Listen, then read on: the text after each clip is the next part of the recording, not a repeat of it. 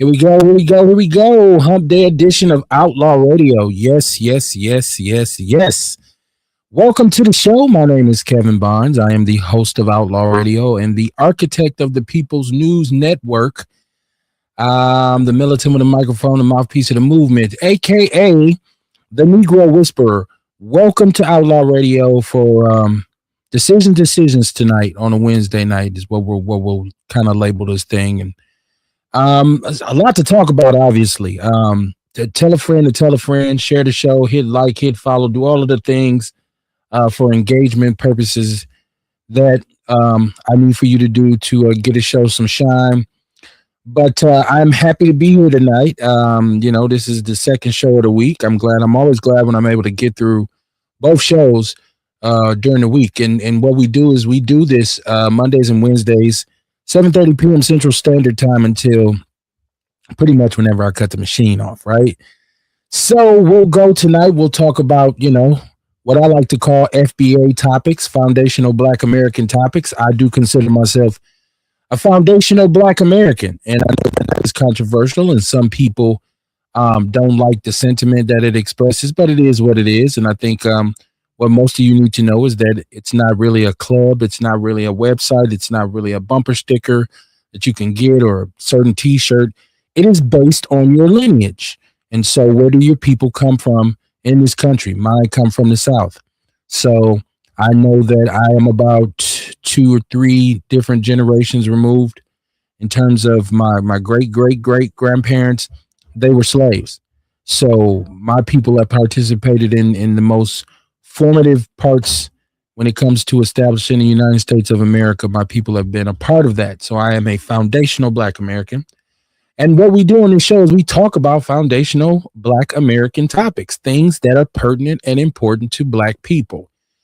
I don't expect, if you're not a foundational Black American or if you're not Black, I don't expect that you would always be able to comprehend or embrace some of the things we talk about.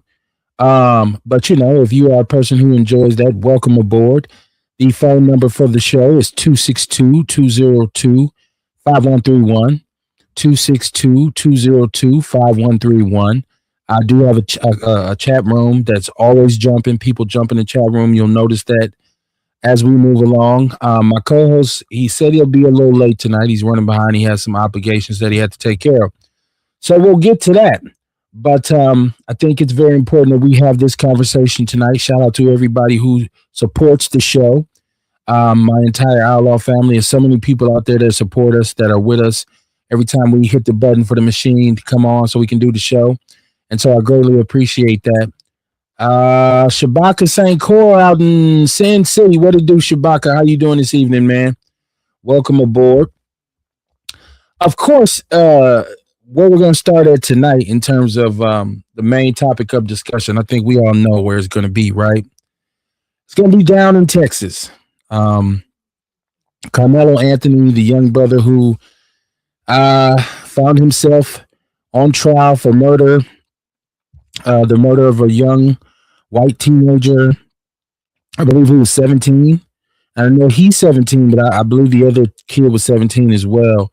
This murder happened about a year and a half, 2 years ago.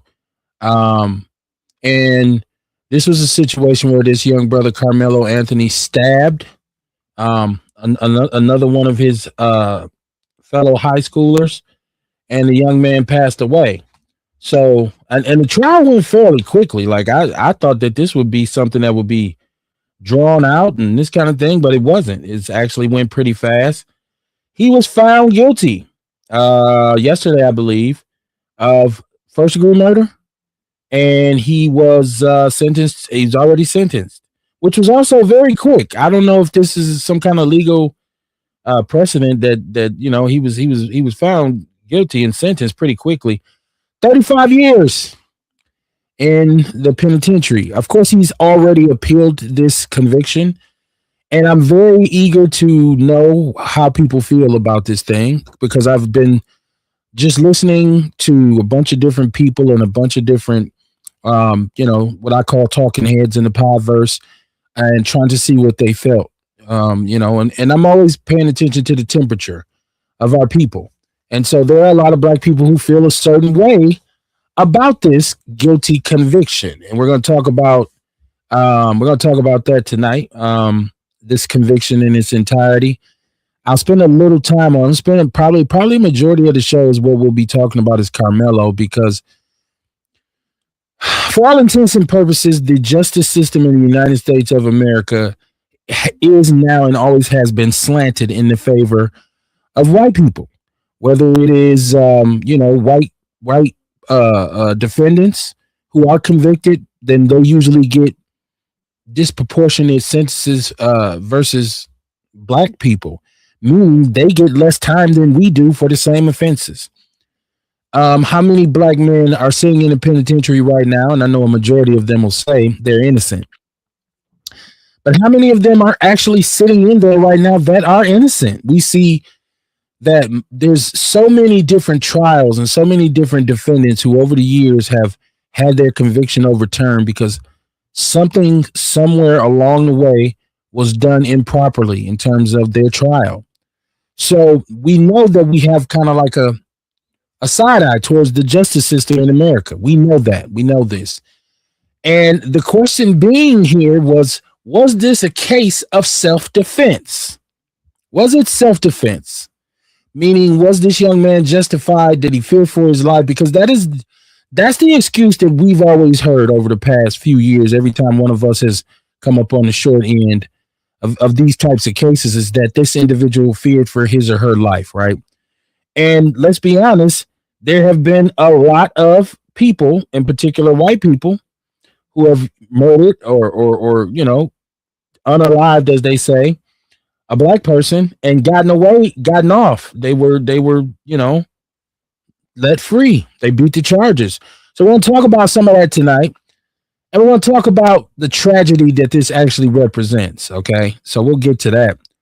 Shabaka says there's a kangaroo court. It was an all-white jury. We know that, which as soon as we heard that it was an all-white jury, everybody just said, oh, this brother's done.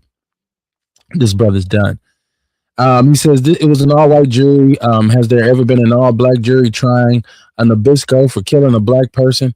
I don't know that there has, Shabaka. I don't know that there has, but I'm no historical expert when it comes to jury selection, so I don't know that there has. But that doesn't sound like that's ever happened. I don't know that white people would allow that to happen. I'm pretty sure they would do something to change that outcome. But just on an individual basis, the one thing that I don't know is I don't know what kind of young man Carmelo Anthony was. I haven't heard any reports because, anytime we're involved in situations like this, normally the first thing you hear about is any kind of trouble that the young brother or sister has been involved in. I haven't heard anything about his character. It doesn't sound like he was some kind of thug or that he was a hoodlum. And another issue here is the fact that he was going to a school and was in a suburb that is predominantly white. I have discussed many a times on how we as black parents want our children to have the best education. We want them to have the best resources. We want them to have access to the greatest tools to assist with them being educated. And a lot of times we believe, and I say falsely, but I mean, there's some truth to it, that you have to send them to a white school in order to gain access to that, right? Like inner city public schools right now, especially here in Milwaukee public schools is just really bad. It's in terms of how the schools are managed. The achievement gaps for the students in schools are just crazy. And so a lot of us, I should say, choose to send our children somewhere other than the inner city schools. I chose to send my son to private school. It wasn't necessarily far suburban, near suburban, but it was more about the quality of the education. And due to my close association with the NPS over the years and me having inside knowledge on how a lot of buildings actually function, I chose to do that. But I didn't do it thinking, okay, he's going to be around white people, so their schools are better. I wanted him to be in a smaller class. I wanted more access to what was going on with his education. This school happened to be near my home. So, it was one of those things. But I've seen this, and I've seen young black kids get shipped off. I call it getting shipped off to far out suburban schools, and they have to deal with racism. They have to deal with being bullied. They have to deal with teachers treating them unfairly. And it's easy for people to say, "Oh, you know, go out there and overcome. Don't pay no attention to that." But come on, man, it's very hard. So, how much of this bullying of him being in a white school, how much of this is part of this situation? I seen people, and I won't say they were playing devil's advocate because I don't believe they were. I believe they were just trying to be objective, saying, was he soft? Was he scary? Was his life really in danger?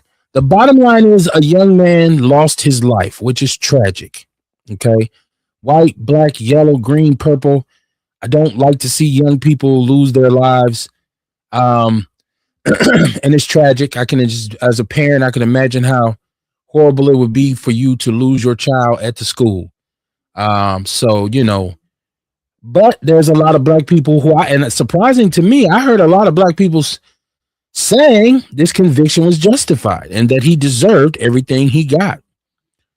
And there's a part of me that says that as well. And why I call the show Decisions, because when you make a decision, more often than not, whatever consequences come with that, you're going to have to face them and you're going to have to pay up.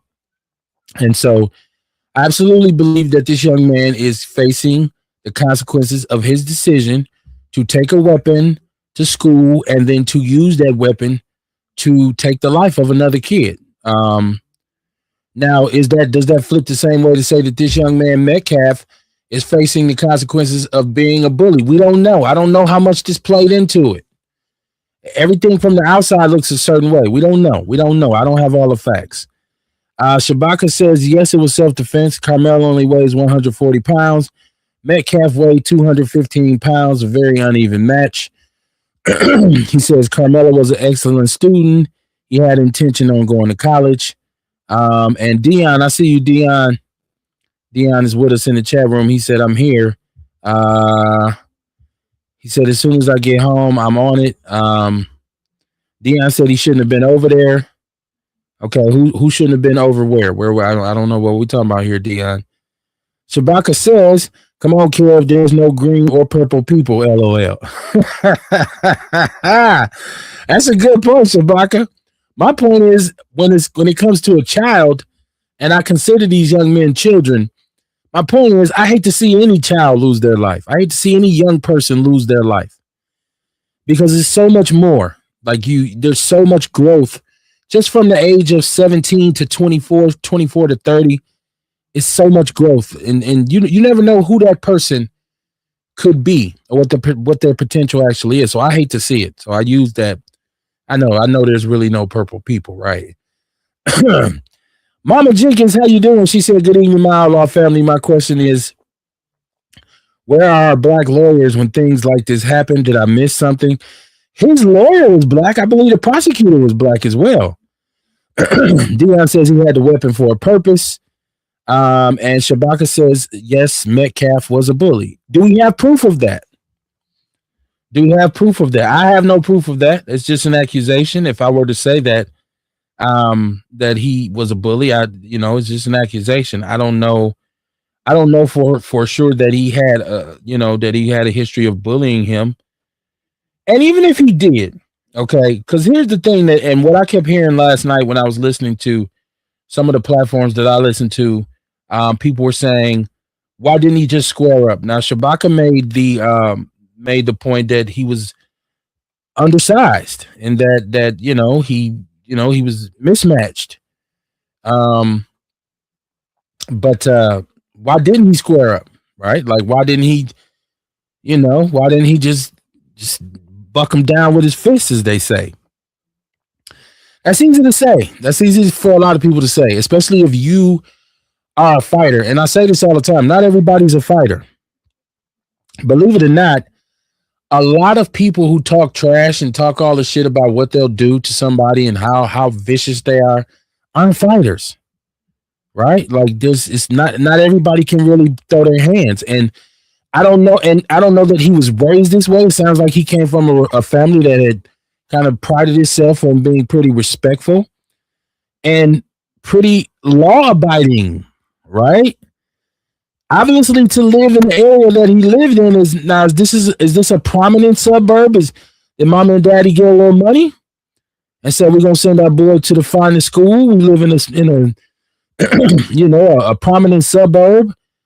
Because I heard people blaming his parents, saying that's it's their fault, trying to assimilate, trying to send their kids to school with all these white people, and so there's a lot to be discussed here tonight on the show. Once again, the number is 262-202-5131. If you want to call in, I am taking calls. The chat room is already popping. Shabaka says the weapon was a cleat cleaner. Is that what that says? Cleat cleaner?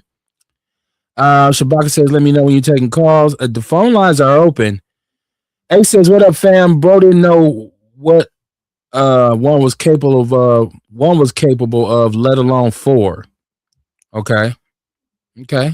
I mean, that's the conversation that we have about this incident. Like, and of course, we're going to discuss the double standard here. I'm from Wisconsin. I remember a white guy by the name of Kyle Rittenhouse who went far from his home as an underage minor with an assault rifle to a protest with the intention of harming people, and under the guise of we are protecting the city. Okay. He was threatened. He shot two people, and he shot three. He killed two, and he walked, and he's looked upon for a minute. He was looked upon as some sort of hero. So how is this? This is this double standard that I talk about. We look at George Zimmerman killing Trayvon Martin, and he walks, right? There's been many situations where a young, or not even just young, but a black person, look at what just happened in South Carolina. Right. The Asian who murdered the brother out there. Right, and chased him down, Kev. Chased him down. We have to talk about the double standard involved in this case. And I think this is what most black people have an issue about. And there's also a lot of us who feel like, and I heard this sentiment expressed last night when I was listening to other, different platforms. People saying Carmelo did what we always tell our people to do when we're being harassed. When you hear a black person saying, "Hey man, these white people were doing this, that, and the third to me," more often than not, you should have did this, you should have did that, you should have tore their ass up, right? And he did what people say you're supposed to do. But like Malcolm said, by any means necessary. So we're gonna talk about this. We're gonna talk about it from a bunch of different angles. Let me look at my chat room. Erica Hunt said, "What it do, Outlaws?" What's up, Erica? Sharita Shaw's in there. She said, "Good evening." What's up, Sharita? How you doing?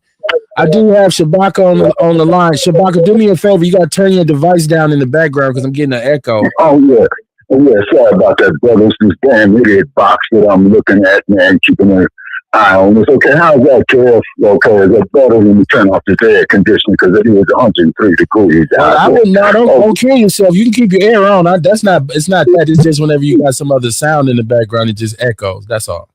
Yeah, yes, sir. First place, man. Carmelo Anthony is innocent.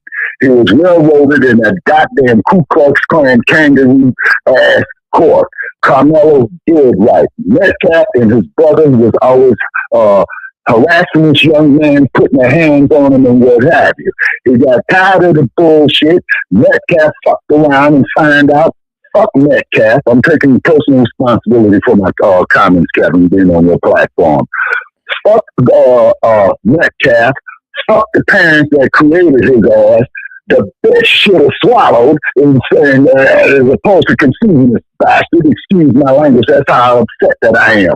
Because my mama told me when I used to get bullied, if you don't fight back, I'm going to whoop your ass. And so who's going to feel more, the bully or your mama? And I went in and whipped the bully's ass. You know what I'm saying? And we went to the principal's office and all that shit. I said, yeah, I did that. So, well, we got to call your mama. Okay, they called him. She said, send my son home. So my mama says, "Well, what did you say we get to go to school today?" Huh? Because the bully kept fucking with me, kid. And so the next day at school, I was telling all the kids, this great fight is getting ready to happen up. This was in 1971, man. You know what I'm saying? I'm sounding like Ali and Frazier. And I went on and whooped his ass. You know what I'm saying? Then he tried to come up to me and say everything cool. Motherfucker, every time you see me, you told me to look at your sorry stinking ass. Now, let me calm down, because I am old. The sad part about it is, Kev, Carmelo, man, was a good student. He was an exceptional student, and he had dreams of going to college. It was a goddamn kangaroo ass course. The fucking judge belongs in jail. All the damn Jews belong in fucking jail as well, too. And the young man needs to be retried, man, because I ain't never gonna sit up there and say that this cracker was justified in killing this young man when he wasn't fucking with nobody. So it was a track meet that he was at, right? They try to talk that bullshit. He went into the opposing team's team that violates the rules. Nonsense. They were not at a school campus or university. They were in a public park. So just on that basis alone, right there, he had the freedom of movement to go wherever. Plus, it was raining. Why would you not tell somebody then coming up out the rain? You know what I'm saying? So Metcalf, white supremacist, he rusted piss, shit, and then when I cross the barrier, I'm going to go whoop his ass for eternity. You know what I'm saying? Because I have my youth back. Okay, but in the long run, it is a tragedy, but this is the American ethos, Kevin. When it comes to our people, you're still 3/5 of a human being. These Nabiscos and crackers hate on us, but at the same token, they want to go get laid by brothers, and then the white boys want to go lay with sisters. So what's up with that? I mean, is it that warped, man? You know what I'm saying? That they look at us as subhuman, but yet though they want to copy our culture, they want to copy our slang, they want to listen to our music and all that. And another thing, fuck Elvis Presley. He was not the king of rock and roll. He stole that shit from Bo Diddley, Little Richard, and Chuck Berry. You know what I'm saying? And then on top of it, it's up to us, care to take care of ourselves, to be economically self-sufficient. Yes, we could do it. Trump got rid of diversity, equity, and inclusion. Best thing to happen for black businesses. That means we can hire our own people. We could train our own young people. Who's not to say of the great accomplishments that Carmelo, could have made in life? You say, but I'm praying to God, he gets an appeal. I'm hoping that fucking judge that sentenced him and allowed this jury to be impaneled gets disbarred, right along with the damn black ass prosecutor who wasn't nothing but a house nigga. I want to see his ass disbarred as well too, and free Carmelo. He didn't do nothing wrong by defending himself. And Metcalf, may he rest in piss. And fuck Metcalf and fuck his whole goddamn family. And if they don't like it, then you motherfuckers can get with Shabaka's Black Experience Enhanced. We'll take your goddamn calls. All right, Kev, so other than that, brother, how you doing? I mean, shit, I'm doing well. Other than that, I mean, you said a whole lot, but I want to say this. First of all, let me go in the chat room. Erica Hunt says, Big Mom said, if they hit you, hit their ass back. Ace Cooley's in the chat room. He said this just makes it worse because of our choices are get the hell out of, or you possibly die or go to jail. He says, shit, if that's our only options, you may as well take one with you.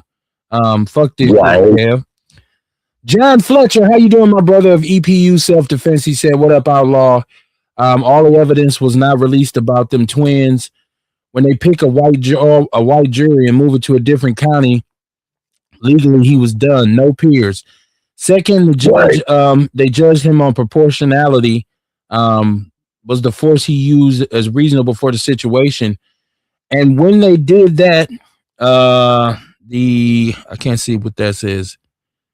I think he's saying the overlay for the underlay was the overlay for the underlay was set up. You're not black people. Overlay. It's the overlay for the underplay.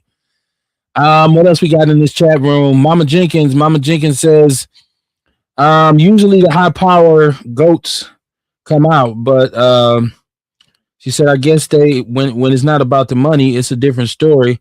What about that snake that murdered Trayvon Martin? The list is long of Right. those men getting away with cold-blooded killing. Yes, the system is screwed, and this jury system is designed to put black men in jail. Most of the judges just Right. change from white hoods to black robes. So Yeah. listen, in terms of historical uh analysis, right? Like and this goes all the way back to even like the murderers of like Emmett Till, who Right. were basically released, were Yeah. exonerated. And even though they admitted it, they openly admitted that they were guilty. Um, we look at what happened in the case of a lot of murders that a lot of people look what happened to a brother like Chairman Fred Hampton.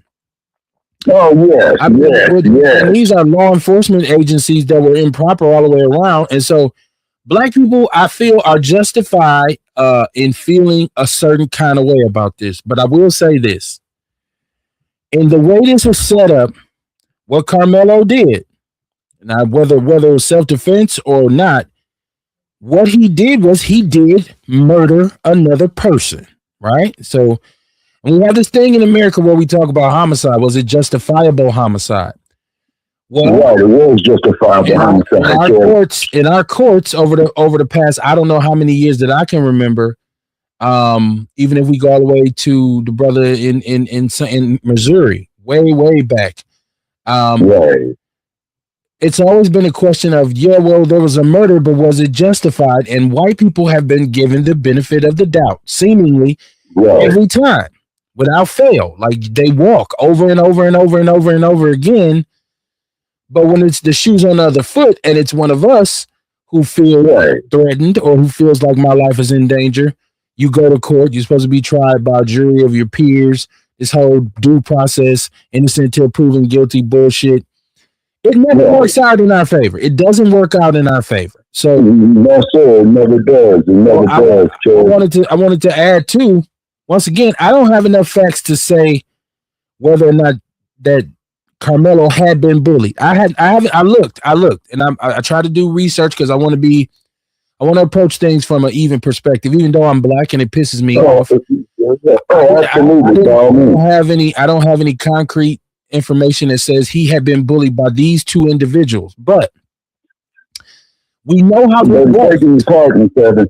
Okay, but begging your pardon, Kevin, I've done some research on it, and they were familiar with Carmelo, and they were bullying him on a regular basis. You see what I mean? And I'm thinking what they were that they was real jealous of him because of his academic achievement. You see what I'm saying? And then, and from what I understand, Carmelo does not have a history of being an aggressor in any type of confrontation. But there's that old saying, you can only push somebody so far, man. You know what I mean? Okay, that's because what I've I'm been saying. bullied and I whipped the bully's ass. So that's You see what I'm we saying? all know. We as black people Yeah. all know how this goes, right? We Yeah. know because most of us have been in a situation where you were out of your element in terms of being around our people, and you were in an area Yes, where sir. there's a majority of white people, and someone Yes, sir. in that group decided to try and handle you rough. We know how this goes. We've seen Yes, this. sir. A lot of us have been through this. I tell the story all the time about my first year and a half of college being in the great state of North Dakota. Oh, man. And so I'm very familiar with how white people, when you're by yourself, Oh, yeah. they'll try to get at you, right? And so we all know, and it strikes a nerve with all of us because all of us at any given time can say, I wish I'd have had a knife that day. I wish I'd have had something that day to defend myself. Now, Oh, yes, sir. had we Yes, had a sir. weapon, and we did react and we did retaliate, or we did do whatever what it was that we would do, there would be consequences. There would be consequences for that behavior. I'm not saying it's right. But these are when somebody dies, when you get into it with somebody, right? And somebody dies, there's consequences. I just want to say that. Let me go to my chat room. Give me a second, y'all. Shout out to everybody who's in the chat room. The number's 262-202-5131. This is Sharita Shaw. She says guilty until proven innocent. Ace Cooley says, stop saying murder. That was all self-defense. That young man was murdered. That young man Metcalf was murdered. Well, it was justifiable or not, he was murdered. His life was taken from him via the use of a weapon from another person. So that's why I'm saying murder. I'm not. It's not to indicate anything other than what it was. I'm calling a spade a spade. It was murder. Okay, all the things in what state you in, Kev. All the things in what state you in. Room. John Fletcher says the system is trying to set up a race situation so they can justify the next step for Project 2025.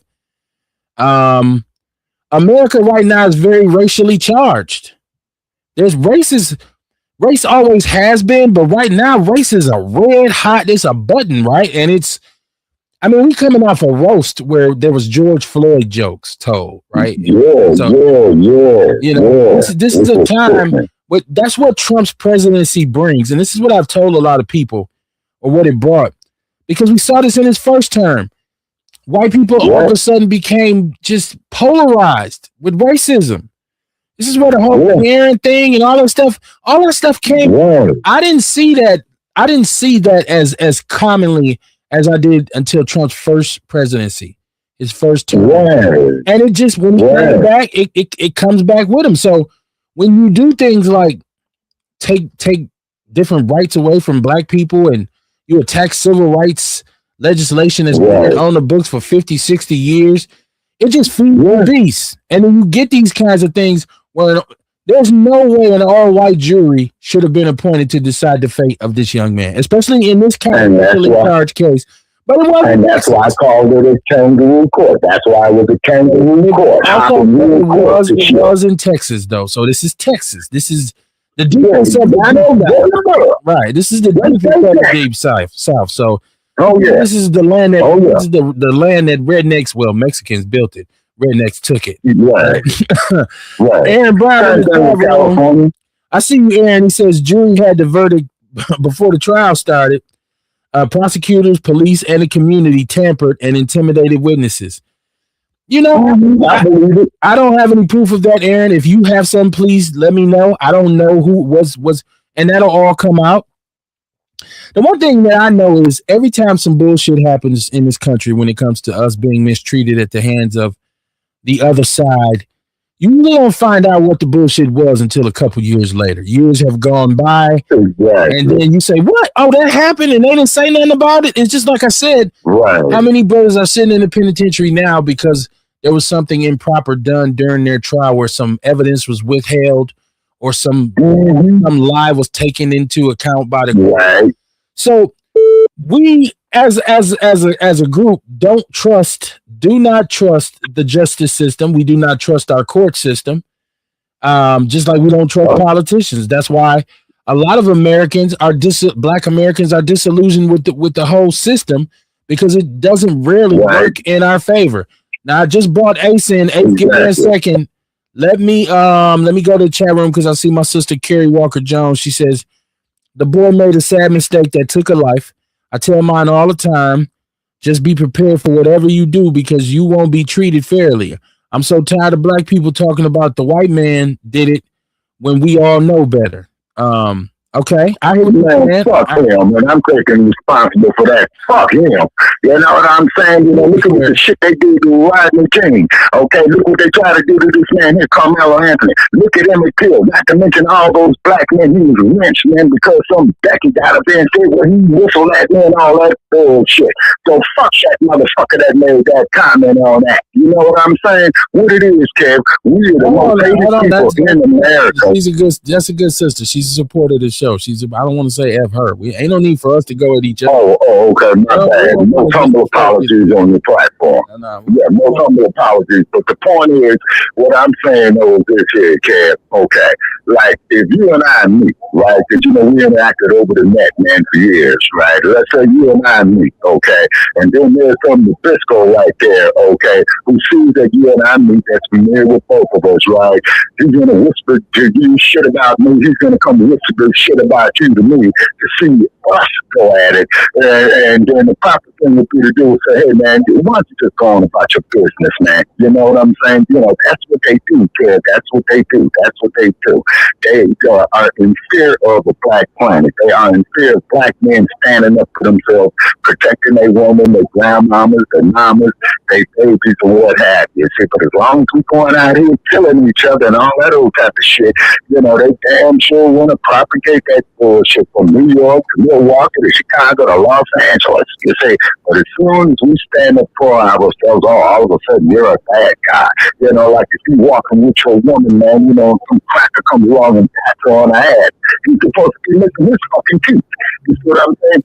Flagrant, blatant disrespect. And this is flagrant, blatant disrespect what the goddamn state of Texas did to our young man there, Carmelo. Carmelo defended himself, kid. You know what I'm saying? Because he has appealed. Now, let me go first. I got Ace on the line. Oh, okay. Ace, what it do, Ace? How you doing? That shit fucked up. Yeah, I ain't gonna lie, man. This shit got me heated too. So I'm feeling better Chewbacca, man, because he's passionate. Hey, what's up, man? Okay, I just had my brother step into the building. ENC Jordan, the fact checker, is in the house. What's up, man? Yeah, what's going on? Man, bro, I'm gonna take these Blu-rays off because my eyes okay. To be honest, man, okay. With that whole Carmelo thing, I said I wasn't gonna do a deep dive, but I am, because I'm thinking, I've always believed, and my father always taught us this, and my father was a Panther. He said, and he always believed this: the right to bear arms in self-defense does not apply to us. It just doesn't apply to black people. It doesn't. You're supposed to be a victim. Exactly. If a white man decides that he wants to kill you, you should be dead. And that is the mentality of a lot of people still to this day. I don't even know what happened with Carmelo, to be quite honest, but I'm going to research it more. But without knowing, I know he just probably defended himself. He probably was about to get jumped, and he stabbed that kid. And the max apparently is 20 years for what he did in South Carolina, wherever the hell he was. What happened, Kev? 36 years. In Texas. It was in Texas. So it was in Texas. Okay, they said 20 years for what happened, but he got 36 years. They should appeal that, and I haven't talked to any lawyers or anything. They already appealed it. Yeah, it's obvious that he got rid. We are in a situation now where if you look at the president of the United States, 34-time felon and all this other bullshit, and the racism being on display the way that it is, there was no way he was going to beat that in this climate. He going to have to wait a couple years, to be honest. And then very intense. You know what? It was, I'm going to keep it 100. It was fucked up from jump. That's how they did the whole trial. They hid the trial from us. We couldn't see it. We couldn't see it virtually. Right. Matter of fact, they hid the videotape, talking about it was too messed up from the rain. But once the guy came out there and they told us and they played it for the jury, they said it was very clear. You could see the raindrops. As a matter of fact, they said it was 4 feet. They called him over there. And then started some shit. So it's that's intense. They doing this shit, Ken, because I think about some of the shit that, the people that Chewbacca said, and I'm thinking about motherfuckers like Daniel Penny that went on a motherfucker in New York and went on a motherfucker train because the brother was yelling because he was hungry and he kept right. That made that motherfucker a millionaire. He still got after all the fucking donations. So it's exactly. At some point, you gotta realize these motherfuckers been at war with us, and it's time to go on offense. Exactly. Exactly. Well, exactly, man. Once again, and this is what I tell my son, and this is what my advice to him would be moving forward. If you're ever in a situation where you're not feeling safe, if you're being bullied, especially if I send you to school or I put you in a position, send you somewhere and you don't feel safe and you feel threatened, the first thing you need to do is come and talk to me and let me run it through the proper channels. Okay. I don't want to take a chance on this justice system because, this is what I would tell him. The justice system has always been uneven when it comes to us because of the way it's structured and the way we get convicted at a way higher rate than they do. Sometimes for the same crime, right? So I would advise my son, let me know if you felt unsafe. Now, if he really felt so unsafe where he was carrying a weapon, I would have hoped to have had a conversation with him about that before he actually, went into this situation and had to defend himself in that manner. No, it was a cleat cleaner, Kev. You see what I'm saying? That's standard operating equipment because they run in track. Okay. So it was a cleat cleaner. So it wasn't like that he had a switchblade or had a special blade or whatever. It was just a cleat cleaner.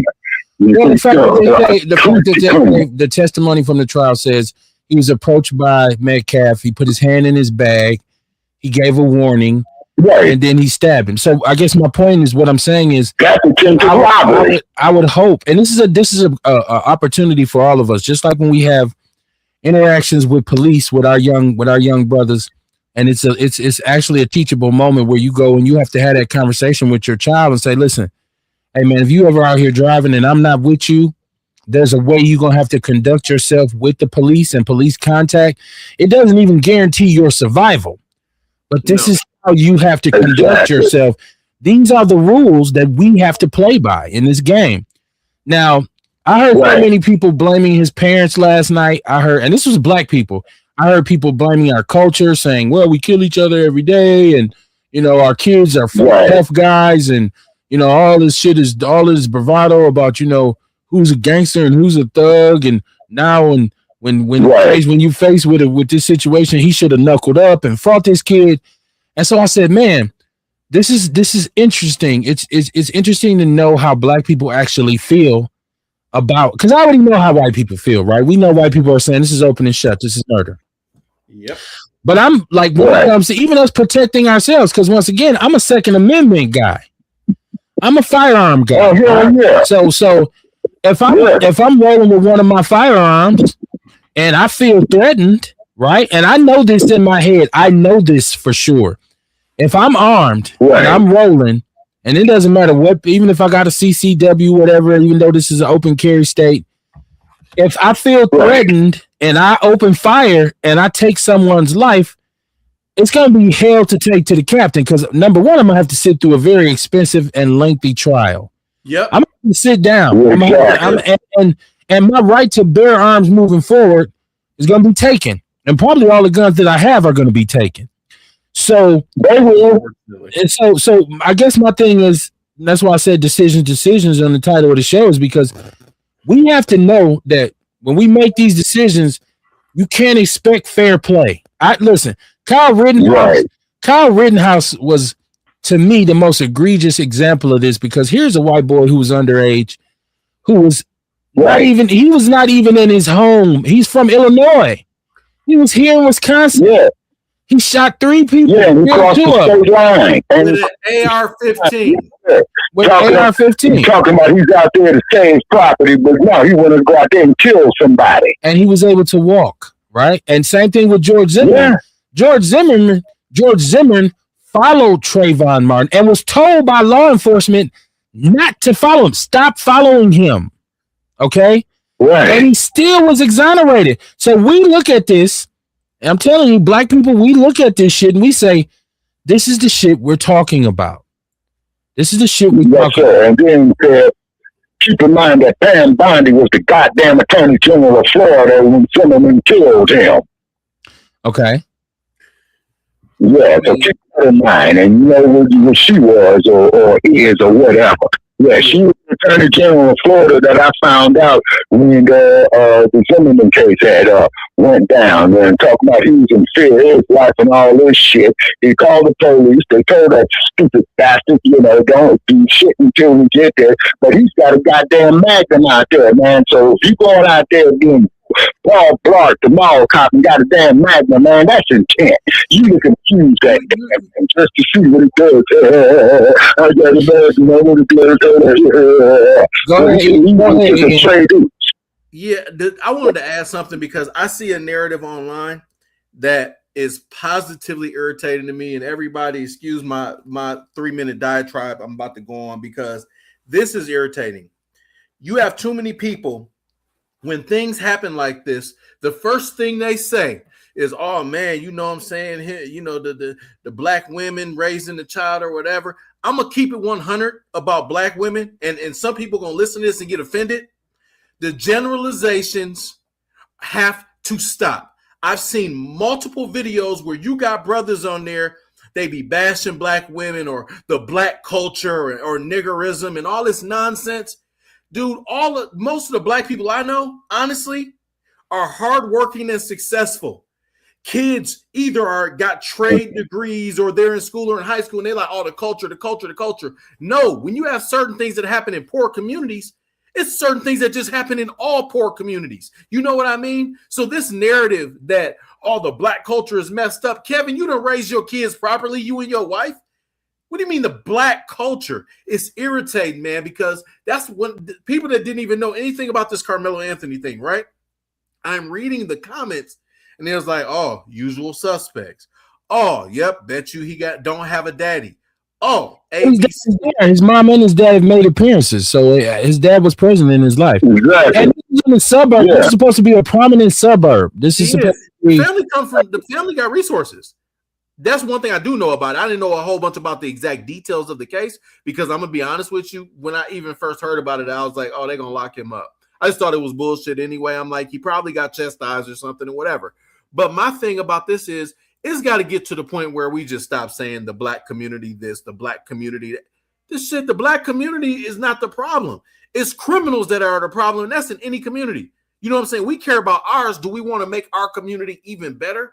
Meaning help the lowest people in the community? Yes, obviously. But as far as all of us, it's so many of us that do so many positive things. So yeah, I get so irritated by these narratives because honestly, Kev, if I got to guess, just from what I've heard from you guys and the little stuff that I saw today, I think that kid is probably going to walk in the next few years. They're going to make an uprising about this one because there's something off about this.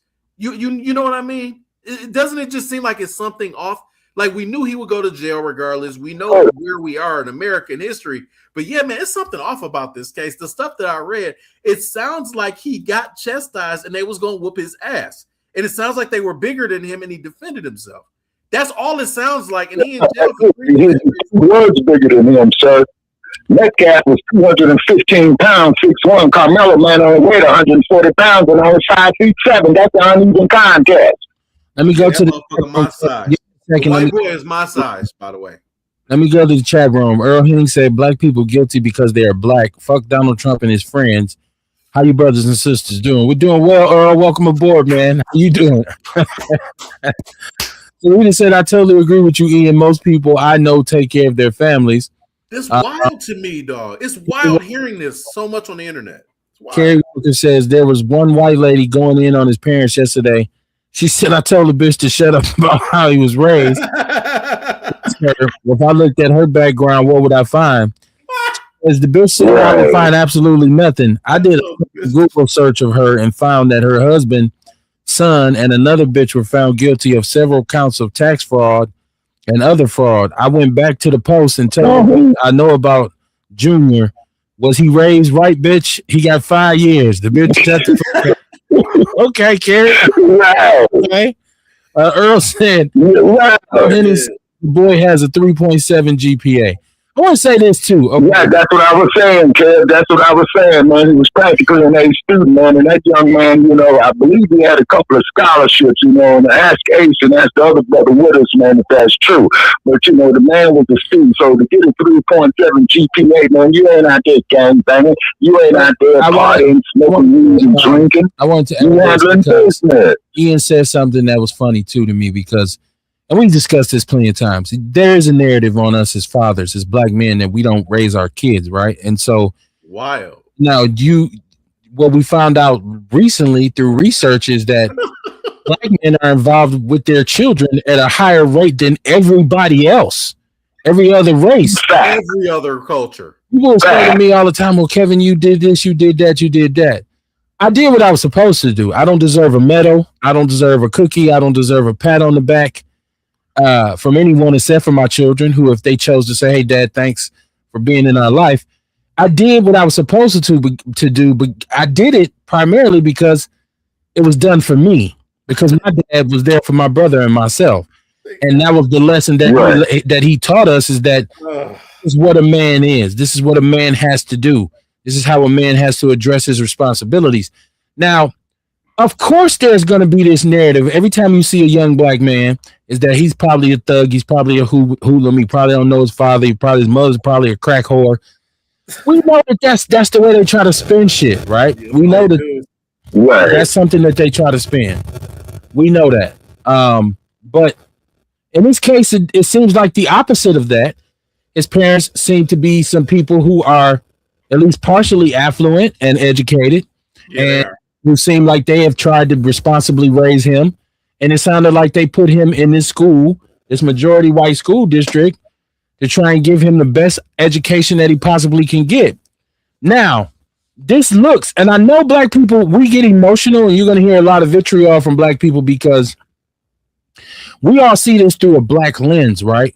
We all know how white people act when they get us off to ourselves, when they get us what they call isolated.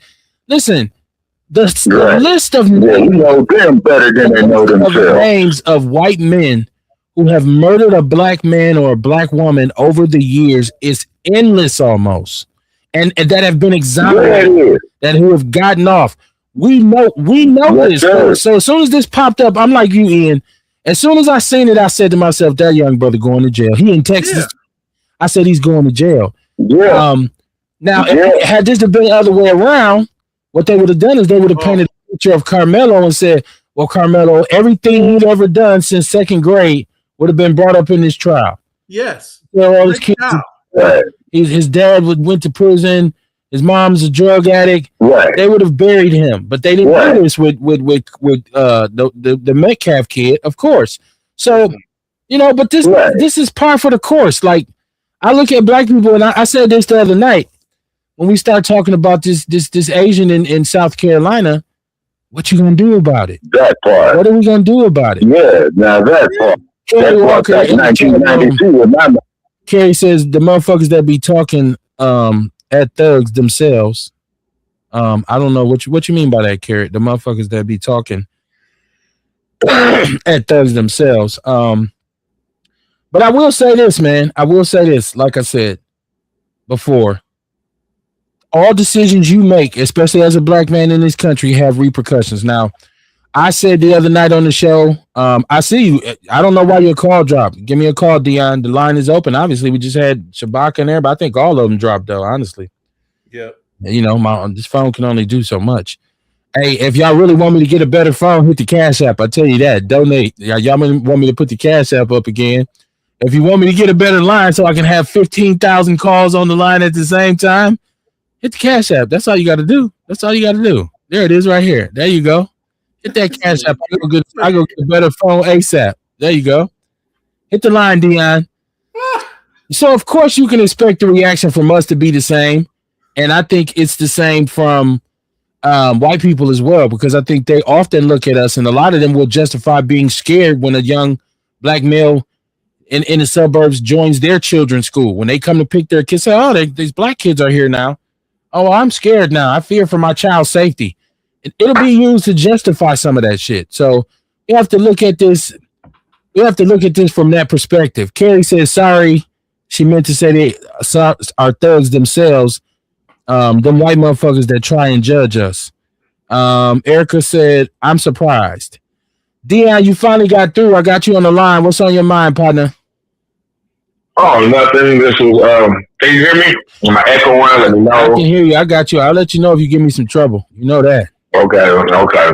Yeah, just listening, you know, I didn't really follow it too much because I felt like fuck the white guy. I don't have no empathy for him. I'm not gonna lie to you because, you know, it's a mind state that white people have.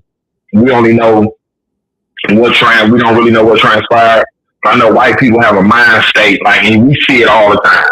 The FedEx man, the post office. I mean, the postal worker. Just 9 times, you know, white people. But see, I was listening to Marie Daniels earlier, and it kind of made sense for what she was saying. Our bodies never belong to us, so white people feel like they have authority over our bodies.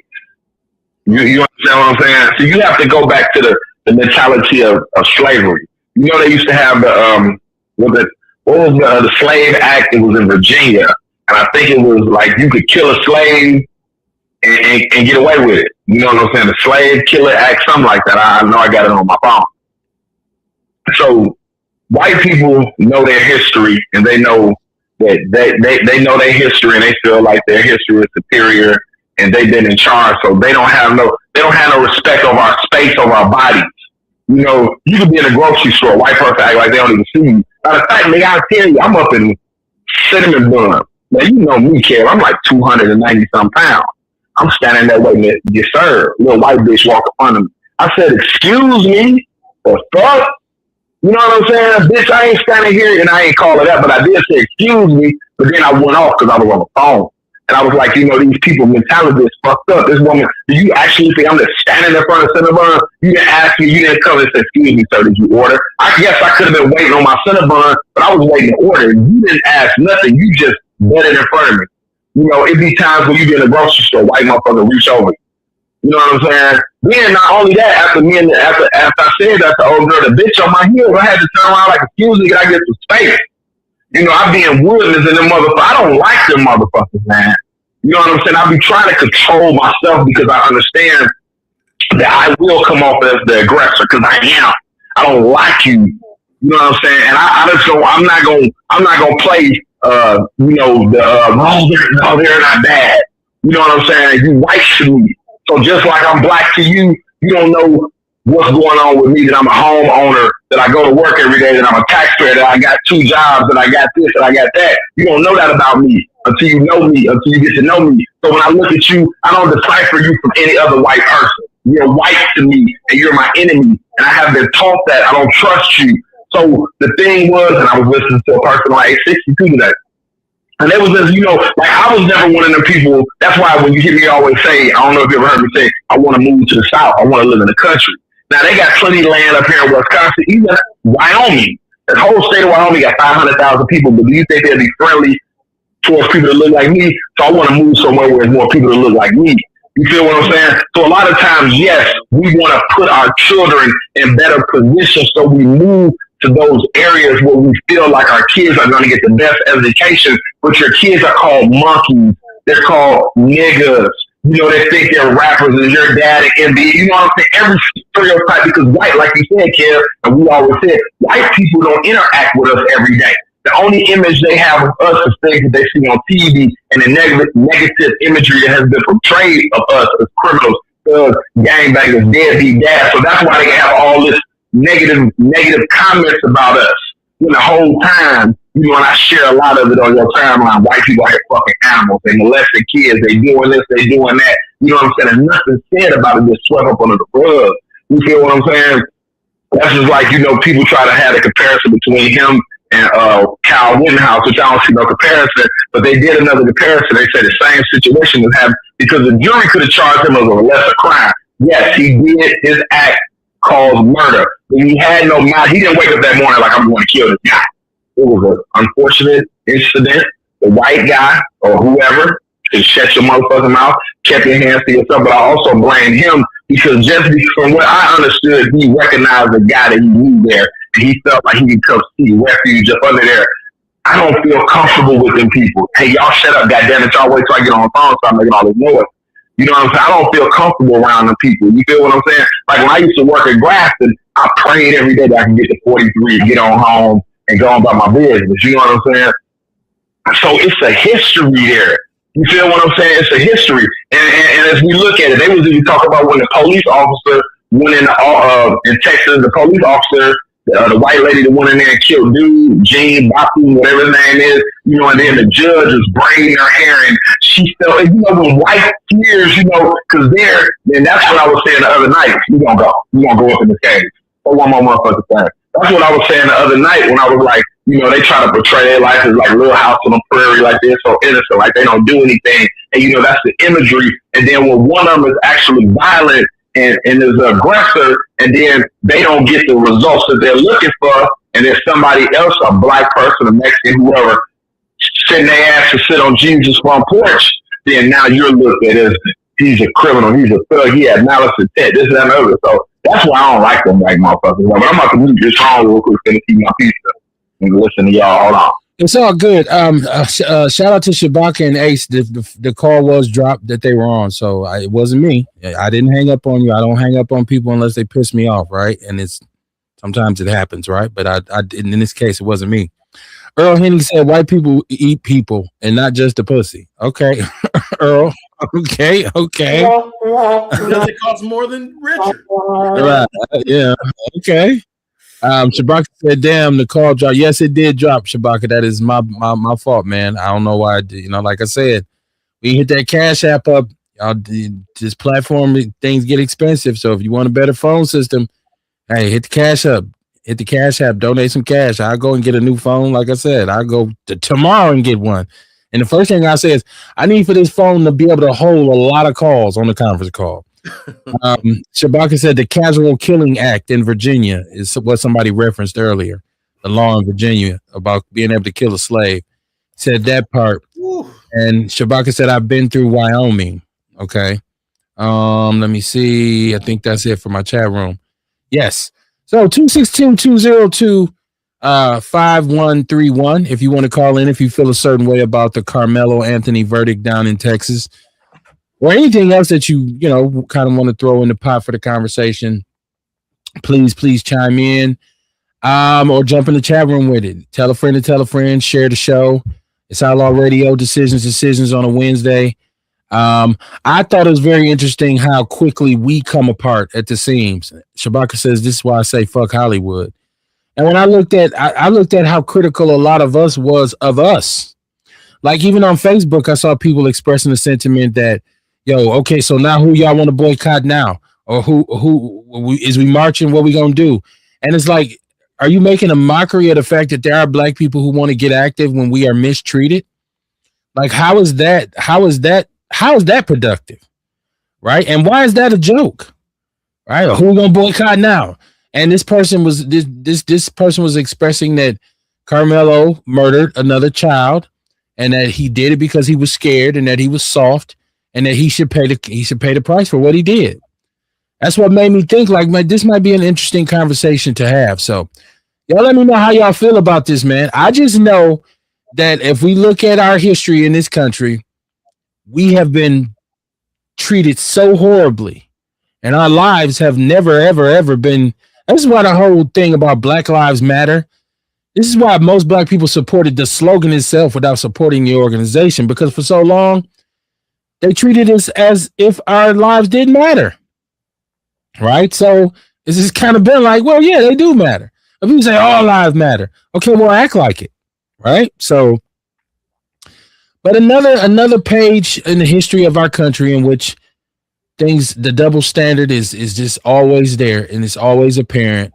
And this won't be the last time or the first time that this happens, and it won't be the last time. And I'm gonna tell you what's coming next is a situation where there's gonna be another unjustified murder of a black man, right, by a white person, and that white person will then be exonerated.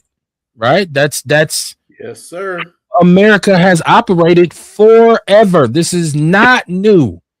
And there's a lot of cases that are where a black person was murdered, their life was taken by a white person, and you ain't even heard of it. And you see a lot of them pop up now, but it's been happening for I don't know how long. This has always been the case. And that's why a lot of people are upset too, saying, listen, we've been dealing with this shit for years, and now the shoe's on the other foot, and of course the black man gets convicted.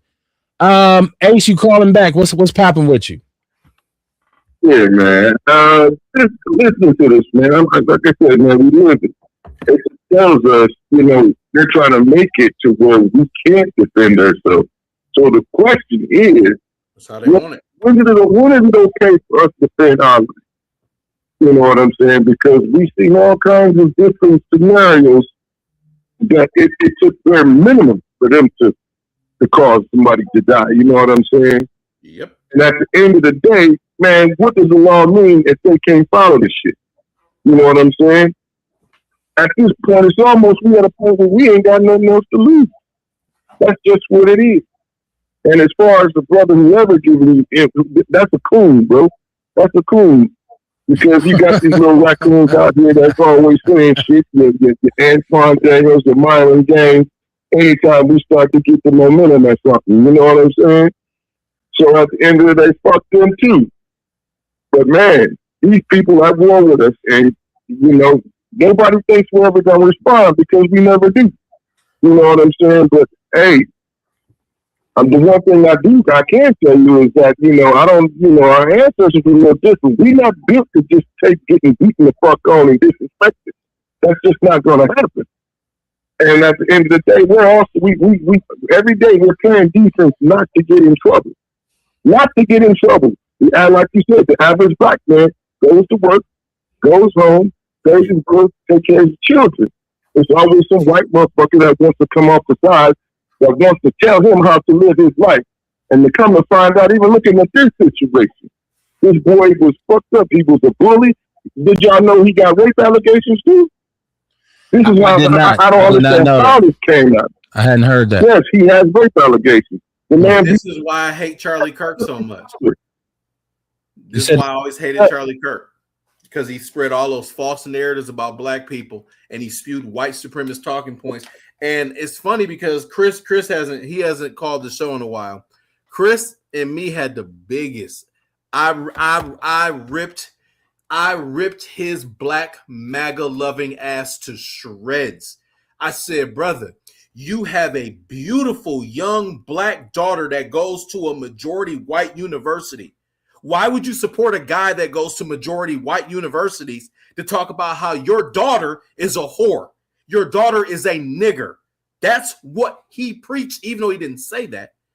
He did say, though, that, they do this, they do this. The fathers aren't in the homes. You know, when fathers aren't in the homes, they're more likely to do this, this, and this. That's how come me, as a Christian, you don't want anybody to die, whatever, like Austin Metcalf, you didn't want him to die. Don't know what happened. God rest his soul. If he did all the shit that Ace is talking about, in the next life, maybe God can correct that. But I'm telling you, in this life, Carmelo, this shit is wild, man, because it's not surprising. I wasn't surprised. KB, you weren't surprised. I'm pretty sure if I could throw out a conservative number, 95% of our audience wasn't surprised by any of this. It's bullshit, man. And I love, at this point in history, I want to hear what these people that support this administration on their views on law enforcement and their views on ICE and all of this different stuff. What do they think? How do they feel about all of this? Kev, you saw the video with the Asian lady that I posted in the People's Network, right? You saw that, right? I haven't seen it yet. Man, I've seen that bullshit. I have to go. Yeah, I tagged all y'all in it. I think you watched it too. I was like, when Kevin see this, he gonna just be like, whatever. It's just like the Asian guy, except the female version. Except it's a female version. Same thing, but she irritates you more because of the tone of her voice and how she said it. It's wild. Watch it when we get done, man. Let me go to chat room. This Shabaki said Black Lives Matter is not black owned. Yeah, we know that whole movement was sabotage, right? That shit's been exposed a long time ago. Erica Hunt said, "No, Kev." I said, "I'm pissed." Okay, a lot of people. My girl, Rachel Dozen. A lot of people are pissed. A lot of people are pissed about it. Kerry Walker said, "Them stupid motherfuckers think it's a joke." I'm trying to figure out if they know something we don't know, like getting your application in early for the house nigga position. The person who I was talking about on Facebook is actually a pretty popular blogger type person. They have a voice here in Milwaukee, and it was crazy. I said, "Wow, that's how you feel." It's not like it was a home. No. Shabaka said, "Look at the Atlanta child murders. We covered that last night on Shabaka's Black Experience Enhanced." What? Kerry Walker Jones said, "According to them, we don't have the right to defend ourselves." No, not at all. Shabaka says, "This is why the Black Panthers came into existence. It was called the Black Panther Party for Self-Defense." And Shabaka says, "Fuck Charlie Kirk and Metcalf." He said, "The dump as in human shit." Belongs in fucking jail. Yeah. Oh, let me go. Earl, hold on. Earl Hennig says, "Kill the white people who are killing us." Go ahead, Ace. Speaking of the crazy shit I just heard is, you remember the brother that's out on, he was out on the East Coast that they made him change his name because he was talking about he was a Black Panther, right? Okay. Then switched over to the Lions. Yeah. Okay. They just took their gun permits because of the way that they. I mean, not that they were doing anything wrong, but it's the same shit all over again. Right. Remember back in the day when the Panthers went into, was it the White House or whatever that was? It was California, Sacramento in California. Yeah, okay, my bad. When they were strapped, then immediately Reagan outlawed the gun situation. Yeah. So this is the shit that I'm talking about, man. They cowards. They ain't nothing else about it, man. They just scare these fucking cowards. You know, so basically they want to be able to start shit with no repercussions. But at the end of the day, you know, listen, we just can't count on the law to give them their repercussions. And I hate to say this, but man, your life is in danger. Your job is to stay alive by all means necessary. Yeah, exactly. Well, Carrie's in the chat room. She said, at this point, I don't give a fuck what these Trump supporters think. I've come to the conclusion that them motherfuckers are retarded. And Shabaka agrees. Mm-hmm. So we had a situation pop off on the show on Monday. Oh, shit. It was a huge just back between Ernest, who just popped into the chat room, Ernest Walker, and Orlando, right? And so Orlando, I asked Orlando a couple questions. Orlando, in his way, did not really directly answer the questions. Because the way he operates is he's not going to answer the question the way you want him to. He's going to answer it in his way, which is what he called me and basically said was, well, allow me to build my point. Like you allow everybody else to build their point. So we had this back and forth, and he talked about me being a person who what he called me was he said I'm a Democratic leaning person because I've never voted for a Republican, but like I told him, because he asked me, but you voted for Democrats, right? I said, yes. But the thing is who are the Democrats that I voted for? Right. And this is the point that I was trying to make to him is that I'm talking Obama. I'm talking Kamala. I did vote for Biden because I wanted Trump gone. Right.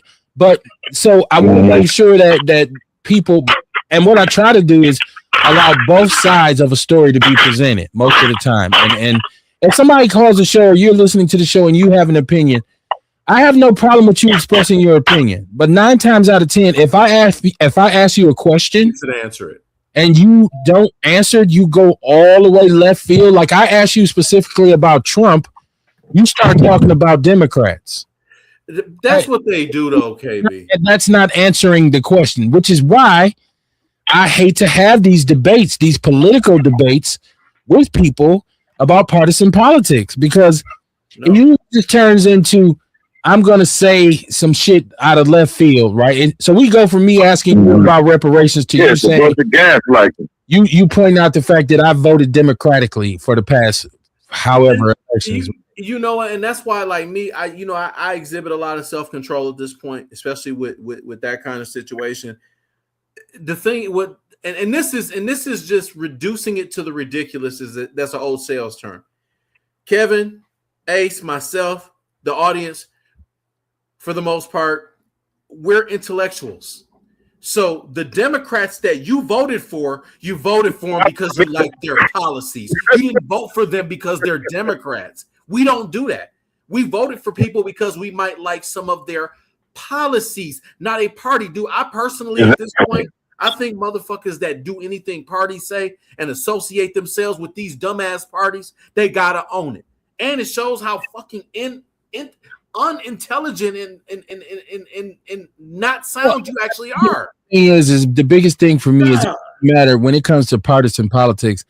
I'm not really concerned about your party. What I try to do anytime I'm participating in this process is not vote against my interests. No, why would you? If I'm faced with a candidate like Trump, who's promoting Project 2025, saying I'm going to be a dictator, and plus I know what it was like the last time he was in office, and there's another candidate that I don't agree with necessarily everything they're saying, but they're not on that level, then I'm going to vote against him. So it's not really about, like you said, I'm not voting Democrat for Democrats because I'm a Democrat myself. It's just that I have made decisions that, to me, this is the only candidate that's worthy of my vote. Now I could vote for an independent. I could vote for a person who's, like I said, I could have voted for Morris Day for president, but it would have been a waste of a vote because Morris had a snowball's chance in hell of winning the election. So I want to make sure I put the vote where it could actually matter. So, but I get it. I get what you're saying. Sometimes I got to step back and take a look at things. Yeah. Yeah, I understand where he's coming from, but I understand also something else that you said too, KB. When you say something that they don't like, you're automatically a liberal or a Democrat. That is their retort. It's the dumbest shit ever. And Orlando is a smart dude. I don't understand why he is so smart for his own good, because I think the thing is he thinks he's smarter than everybody else. Oh God, absolutely not. Orlando used to be a Democrat, though. He used to be a Democrat. Yeah, he did. He was Black Lives Matter. Well, I know when it comes, and he's told me many times about how he feels like he's intellectually superior to a lot of people, in particular, a lot of people who are listening or support this show. And I can't help but feel like he might feel that way about me, but it doesn't bother me. Like, it doesn't bother me. I'm one of those people where I'm really not concerned about what another person thinks about me. That has never been something that moves me. Like, I want people to feel you're an intellectual. I'm with who I am. I'm cool with how I move. I'm not really worried about somebody's opinion of me. It's just never really been important to me. And that's why, as a black person, as a black man, and like I told him, I'm always, no matter what, no matter how you shape it, no matter how you look at it, I'm on the black man's side. I am on the side of my people. So if it happens to be a Democrat that I deem a person that's on our side, or at least not totally anti us, like a white nationalist president might be, then so be it. It doesn't mean, if you want to look at me and say, well, you're a Democrat, you're leaning to the left or whatever, I say, okay, I don't give a shit about what you think about me. Hold on, I'll do an experiment real quick for you read dog comment. We can accept that shit from white people. But the fact of the matter is, when a brother come here and he's talking against that benefits us, we find his opinion disgusting. And that's just where Orlando sits sometimes, dude. Because that whole conversation from last week, and that's like, dude, be direct. He's asking you a question. They're gaslighting, man. That's their job to hide what the fuck going on. They don't want to admit this shit. That's why I call them cowards. Hey, I want to ask Kevin a question, and we're gonna do it right here on Outlaw Radio. KB, if there was a Republican, hardcore, I don't want to say hardcore Republican because that has a connotation. If there's a Republican that is about reparations, that believes in small business growth, that believes in cutting taxes, and has a plan, obviously, and believes in helping inner city, I'm laughing, but believes in helping inner city schools, you would probably vote for that Republican, wouldn't you? You wouldn't even think about it. And the Democrat was just quote unquote Democrat platform.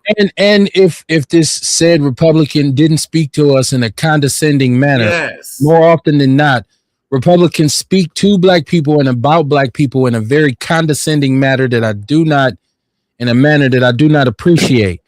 And if you, like I said, if you feel like because of your political party affiliation, that makes you more intelligent than me, right? Without even knowing what my aptitude actually is, if there was a Republican who could present in that fashion, again, I would vote. They had a chance. We all would vote for him. We all would vote for that person or her. We would. We wouldn't even hesitate. We'd be like, damn, that's a good candidate. They would get a lot of black votes, right? But the fact of the matter is, more often than not, when they present a candidate, this candidate, whether it be what they say, because I think what a lot of people misunderstand is black people are in mode of, I hear what you said, but I know what you meant. And so we can tell now what some certain things are implied. They're not directly stated, but they're implied. So a lot of us pick up on that vibe, and that's why most Republican candidates, I can't think of one that they've ever presented where I felt like, okay, this person's cool, this person's smooth with it, like this person is a viable candidate. I always felt like, oh, you on that bullshit. That's what we say all the time, right? Maybe lower level people. Like when we helped out, when we were helping with Tim Michaels, Tim was all right.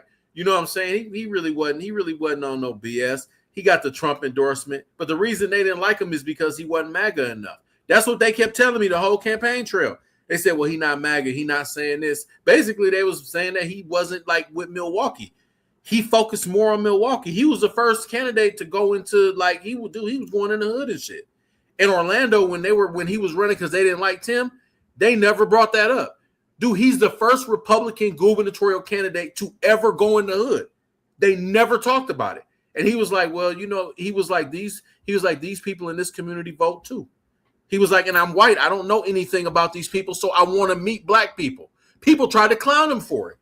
He was like, because they're like, oh, he's just trying to get votes. Of course he is. You don't see no black people working for you. I heard, but I ain't never seen a black man work for Michael. When I used to be up and down 41 all the time. Well, he out of Brownswood, and he built a building on the other side. So, yeah. Yeah, no, I get what you're saying, though, D. He hired Chris. He hired a lot of black people with his campaign and stuff. He did. But we just, I didn't know a lot about him. I just know he was talking about building businesses, and he was talking about making it easier for small business owners to get loans and shit, and doing shit for black communities in regard to helping people in the community get loans. When he was saying that, and then when he actually went to the hood, I said, oh, yeah, I can stand with this, because I know Evers ain't finna do that shit. So that was my thing. In the chat room, he walks in the chat room. He said, I wanted not guilty. I wanted not guilty, but those racist motherfuckers skipped over manslaughter and gave him 35 years. I don't want to hear shit about the bad decision Carmelo made. Okay. I don't even know if he made a bad decision. I don't think that's what you were saying. I know that's not what you were saying. I definitely think he made a bad decision. He took a person's life.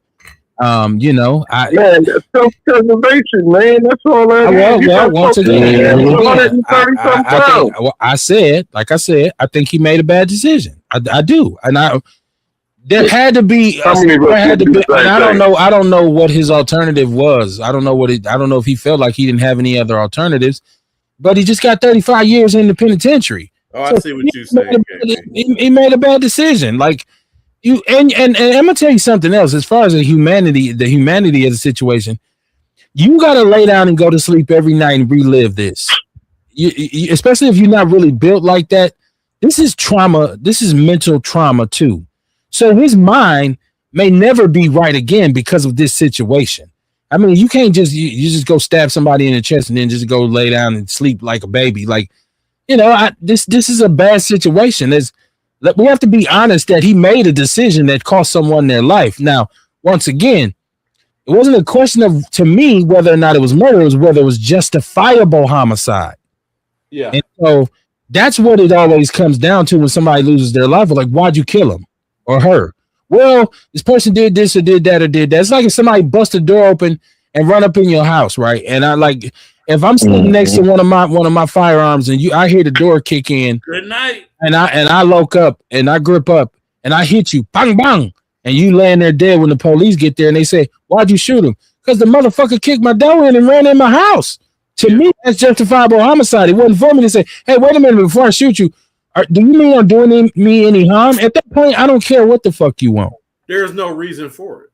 There's no reason for it. Go in my house. Yeah, don't come in my house. You just say gun line, boss. Gun line. You listen. This is. Well, I'm gonna be honest. You gotta be careful because I had a family member a few times. We were talking about that when online when it was a burglar. The house was dark. She couldn't see which way she was facing. And she let off and hit him in the back and paralyzed him. And they took her down for 2 years. Somebody told me that you need to have legally. There's some requirements. Like I was told by somebody that you had to have fear for your life. You had to have a light, like a flashlight on your gun. And I had never heard that before. So I just went and got a couple flashlights and put them on select pieces where I know if I'm gonna hit you, I'm gonna hit you with one with the light on it, so I can say, "Yeah, I had a light. I seen his ass." More bullshit. That's just more bullshit. Because you out there where Ian is, somebody breaking your house, you can do them. You can burn the motherfucker to death and decapitate them, and they gonna let you off. You ain't gonna spend a day in jail. Yeah, they're not gonna do nothing to you, and that's actually standard. Even if you black or white, if somebody breaking your house, they're not gonna say nothing. They shouldn't have broken your fucking house. And if a white man run up in your house and you hit him, you might, Nowadays, hold on, KB. Nowadays, in this Trump administration, absolutely, I agree. No, you're right. I agree. That's one of the reasons they keep their gun laws are so lax because there's one thing about Arizona. There's not a lot of armed robbery, or you know what I'm saying? Because everybody's got a gun. You know what I'm saying? Got a gun. The thing is that everybody got a gun. I used to ride around with my pistols. Motherfuckers didn't care, dog. Like, they don't care. Everybody got guns. Like, motherfuckers be at the grocery store. I was in the freaking Safeway. Dude had the shit with a band across his thing, and I'm walking, and he had a Packers hat on. So I started to talk to the guy. I'm like, "Hey, what's up, man? You from Wisconsin?" He's like, "Yeah," and we start talking about the Packers. It's like the gun didn't even matter and shit. Like, my son had seen a gun before when I was in Wisconsin. He pointed like, "Look, Daddy, is he a cop?" This guy, his kids walking by, nobody gives a shit. It's different. No, it's not like northern Wisconsin shit. They ride was in the back of the window, the pickup truck shit. I mean, you know, they don't. I never know when I might have to jump out and shoot a deer or a coyote. Jump out when I might have to shoot a deer. Yeah. All right, you shoot a nigga. You fucking around, run up on the wrong person. Some of us live by that. That's what happened, kids. You ran up on the wrong motherfucker.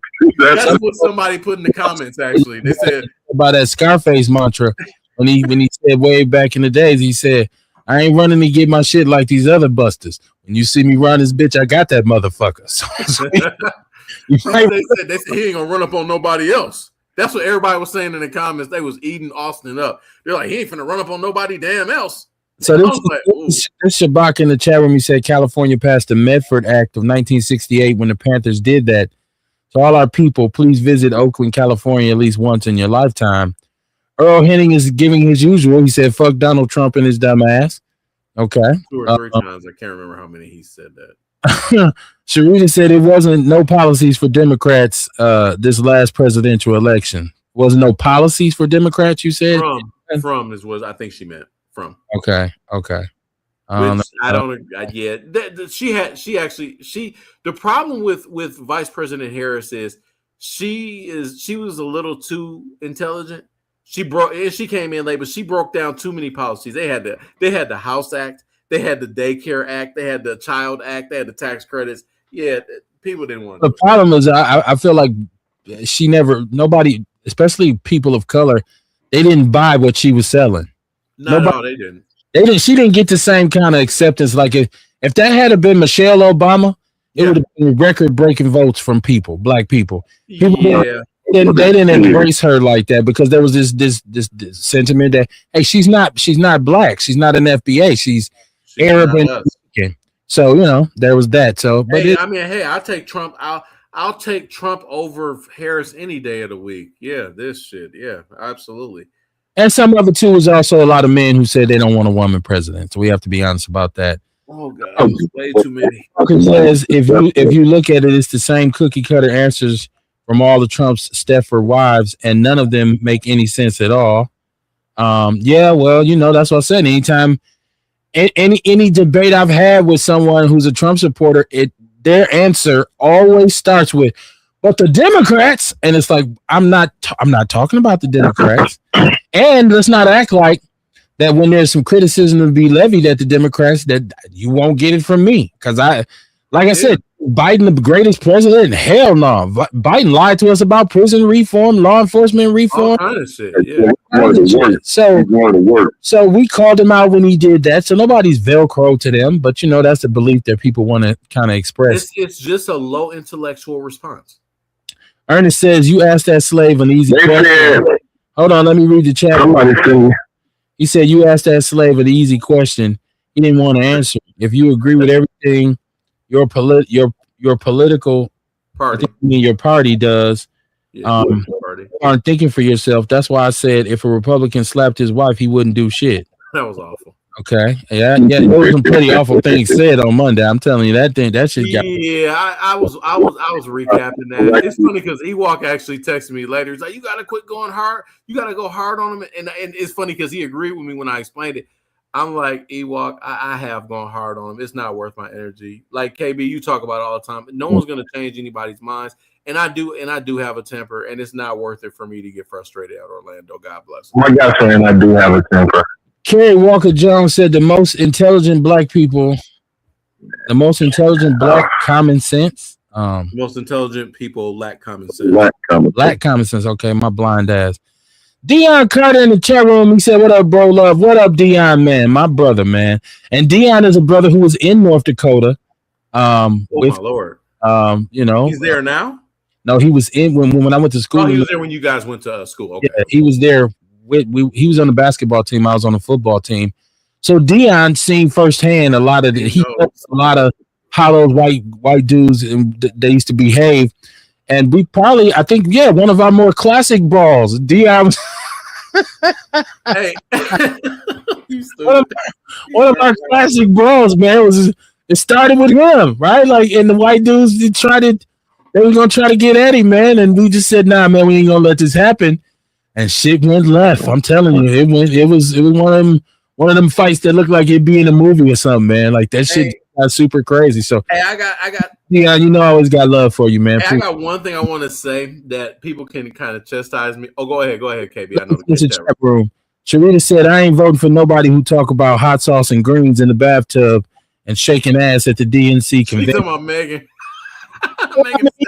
Hogan was at Trump shit, so I'll take that over Trump though. Yeah, well, I don't know. I'd rather see Megan. You know what I'm saying? Kerry Walker said he made a bad decision. She's talking about Carmelo. Ernie says my point is manslaughter was on the table, and they chose to give him. They gave him that big one. Sharita says during conviction they think about what was you thinking at the very minute of the time of assault. And then she said, Ian be having my back. Thank you. Okay. I'm glad y'all feel some kinship. Go ahead, Ian. Go ahead. What was you about to say? Now, as far as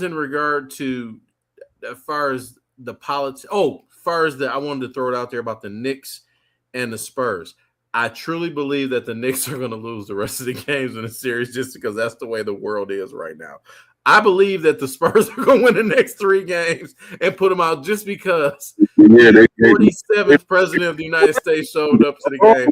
Hey, I got into it online with Jay Weber's producer. Like, I'm still cool with Jay. Don't get me wrong.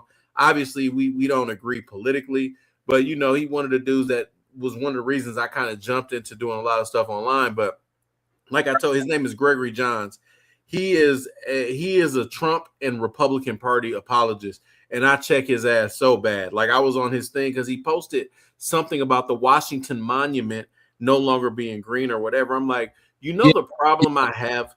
The problem I have with you guys, Greg. And I said, the problem I have is the fact that you guys will go ahead and just promote and glorify the nonsensical things that this man does. In addition to them being nonsensical, he's not doing a good job. He's not doing anything that he ran on. And obviously, anyone with a quarter wit of a brain knew he can't bring prices down. He wasn't going to bring gas prices down. But the one thing he could have done is not had as much conflict. And the fact that he does. And then in addition to that, you have the Epstein files and the sex trafficking and all of these different things. I'm like, bro, he's arguably, and y'all can in the comments can go after me for this or whatever, who people that might not believe this, but in my lifetime, he is the most unintelligent, unequipped president I've ever seen. I know why he's not stupid, because that's why he said he loved inflation today. His people are making money. This is all intentional. But he, as far as in regard to being the most selfish person we've ever seen, we've never seen anybody that hates America as much as Trump. Never. Again, too much time, especially on my platform. Yeah. And I understand why people feel the way they feel. Yeah. I just don't want to waste so much time talking about fucking Trump. Like I'm done. When I'm looking at the internet, when I'm going through Facebook, and that's what I was saying about the brother who was online on Facebook today, and he was kind of making fun. Like, I felt like he was being very condescending to black people, saying, "Oh yeah, this shit done happen. Who y'all going? So where we supposed to stop shopping at now? Yeah, what preacher y'all gonna get now, or what market now? Like, it's like that same kind of cool ass motherfucker. That's that red pill ass shit that I can't stand. But at the end of the day, you can waste a lot of time getting involved. I can waste a lot of time getting involved, going back and forth with a person like that. I just don't. I'd be like, this other shit. I got other shit that I'm concerned with. I don't feel the need to waste a lot of time, and I don't want them to have space in my brain. Everybody doesn't agree with that. Some people say, "No, Kev, you should say this, you should say that." You say, I say, you know what? Okay, maybe that's what your role is. Maybe that's what you should be doing. But I don't personally feel like I need to take on every battle or have every or make a comment and go back. Sometimes it's for you to wallow in your own ignorance. Like, go ahead, man. If that's the way you feel, that's the way you feel. I love the fact that we kind of going in a different direction with a lot of this shit. I like it. We so goddamn. Oh, go ahead.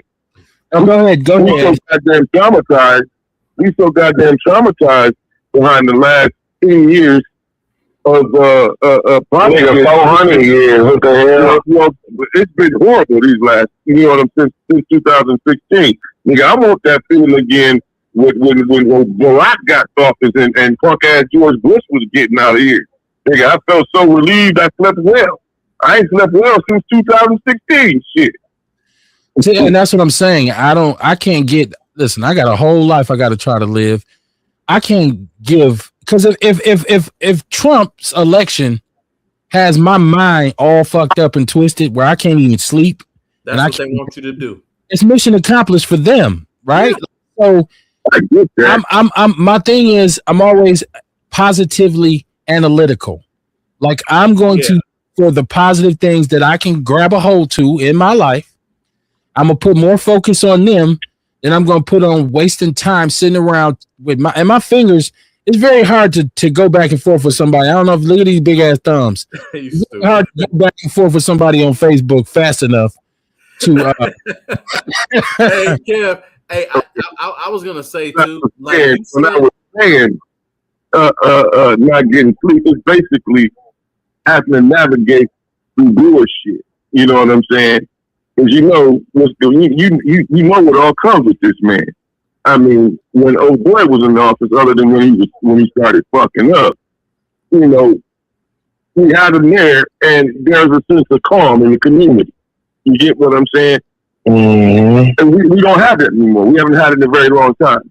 And speaking, that was the first time we witnessed it. And motherfuckers want that shit back. Well, I tell you what, I don't know about all that, really. If they wanted it back, they should have got up off their ass and voted. Because people didn't vote. And feeling, Dion, you know, being like your country is in good hands. You know, right now, the Spurs? Everybody, you got everybody wondering what the fuck we gonna do next. Nigga, we gonna be. To be honest with you, I'm glad that you destroying this motherfucker to keep it real with you. Sarita said exactly. You know, they see who he is. We after we done told the fuck who told us. Donald Trump is robbing America. Ernest says the Spurs are up 76-49. Trump said Trump jinxed the Knicks. Yeah, I said that too. I really believe that the Spurs are going to win the series. But one thing I wanted to add, Kevin said something a few weeks ago that really inspired me. And it's funny because as far as my life's transition, still in mental health, but I'm transitioning also far as to have, because I started an e-commerce company to where, you know, you have your e-commerce company, you have other things that are associated with it, no matter what it is, goods and services. But long story short, Kevin said, hey, motherfuckers got daycares and all this other stuff. We need to jump into other industries. He's right. Dude, I think we really need to get into the telecom industry. And to start, like, say you partner with somebody like Cricket, become an authorized dealer or something like that. That's between $25,000 to $100,000 to get a shop and to do that kind of thing. And it's funny, Kev, because when you said that, I talked to a guy. He started a very large company. I met him at the gym, and we were talking. And he's worth a ton of money. But long story short, he started selling cell phones out of the trunk of his car. So it can be done and it can be had, and you can partner with these people, and that's something that more African-American people need to do. We focus, and my point in bringing this up is and Kev is right, and I'm right about this, and a lot of you are right also. We focus too much on fucking politics. We're distracted by what this orange racist person is doing, and we know he's going to do it. So what we need to do is more so focus on our businesses, focus on what we need to do. We need to understand how capital gains works. We need to stop getting apartments. We need to start buying properties. Like if you want to make more money off of real estate, find the best neighborhood where you live, the least expensive property, and then you move there so it appreciates at a higher level. These are things that are not taught in school, and these are things we don't focus on because we focus on doing things that more involve being consumers opposed to, check signers. And that was my 2 cents. And Kevin, you inspired me because that's actually my next move. For the next few years, I will be part owner of a telecom company, guaranteed. I'm gonna keep doing it, and that includes like what we're doing here and other things, man, to figure out how the algorithms work and how we can get paid, how we can get advertisers, things like that. So that's my goal. And over in the chat room, Sharita says, "Ignore the motherfuckers; they're about to be extinct in a minute." Very true. Children's ancestors. Okay. No, they're not. America is robbing us. They all lost. America is robbing America. They all lost. Yeah. Now she says, telecom over with. Nothing but that customer service right now. No. I'm talking hardware where you can purchase cell phones, tablets, and things like that. No, that is booming. Pierre Walker says, I would love to lay down and wake up to this nightmare being over. I'm tired of him. Dumb people are really sick of Trump, supporters who are really the slow and ignorant. This motherfucker done gave them a voice. Okay. Listen, I want to step away from that for a minute. I mean, it's still open if anybody wants to talk about this kind of thing or any of that. I'm not in favor of Trump conversations or partisan politics, but I'll have them, right? Because people say, why the fuck you start a podcast, then, Kev, right? But I don't know what I was watching. I'm a real, I'm a music person, especially black music. And I always talk about the fact that I was born right in the middle of the 70s. So I always refer to myself as a funk baby, right? So all of the funk music that was dominating, all of the funk that came out of the 70s, Cameo, Parliament, the Gap Band, Earth, Wind and Fire, Questlove done Earth, Wind and Fire documentary, right? And yes, it's on Netflix. Is it on Netflix? I think it's on Netflix. Yes. I'll research it. Hold on. Questlove, and so it's kind of controversial because it talks about the beginning of Earth, Wind and Fire all the way up to what basically is really about Maurice White, who's the founder of Earth, Wind and Fire, and how they got their start and what was his motivation and this kind of thing. And so it was some interesting things that I learned about Earth, Wind and Fire that I didn't know. But I thought what was funny was, when you look at a documentary and they have certain people come in and talk about different things, they have Michelle and Barack Obama on there, right? Which pissed a lot of people off. And I was surprised when I looked at the review of the documentary that people were so upset that Barack and Michelle Obama was on this documentary about Earth, Wind and Fire. The one from 2001? No, this just came out. It was just released. So this is the second one because there's one that actually came out in 2001. I'm gonna watch that one too. I believe it's just that a lot of people have a opinion about Barack Obama, and I think that is a lot of it's because people feel like he's black, that he's black boule. He was all right, man. A lot of people know he's not FBA, so when he expresses his sentiment on things, like we know Barack didn't come from the same community we came from. He grew up primarily in Hawaii, right? And you'd rather have him than Trump. As a half-breed, I shouldn't say half-breed, as a biracial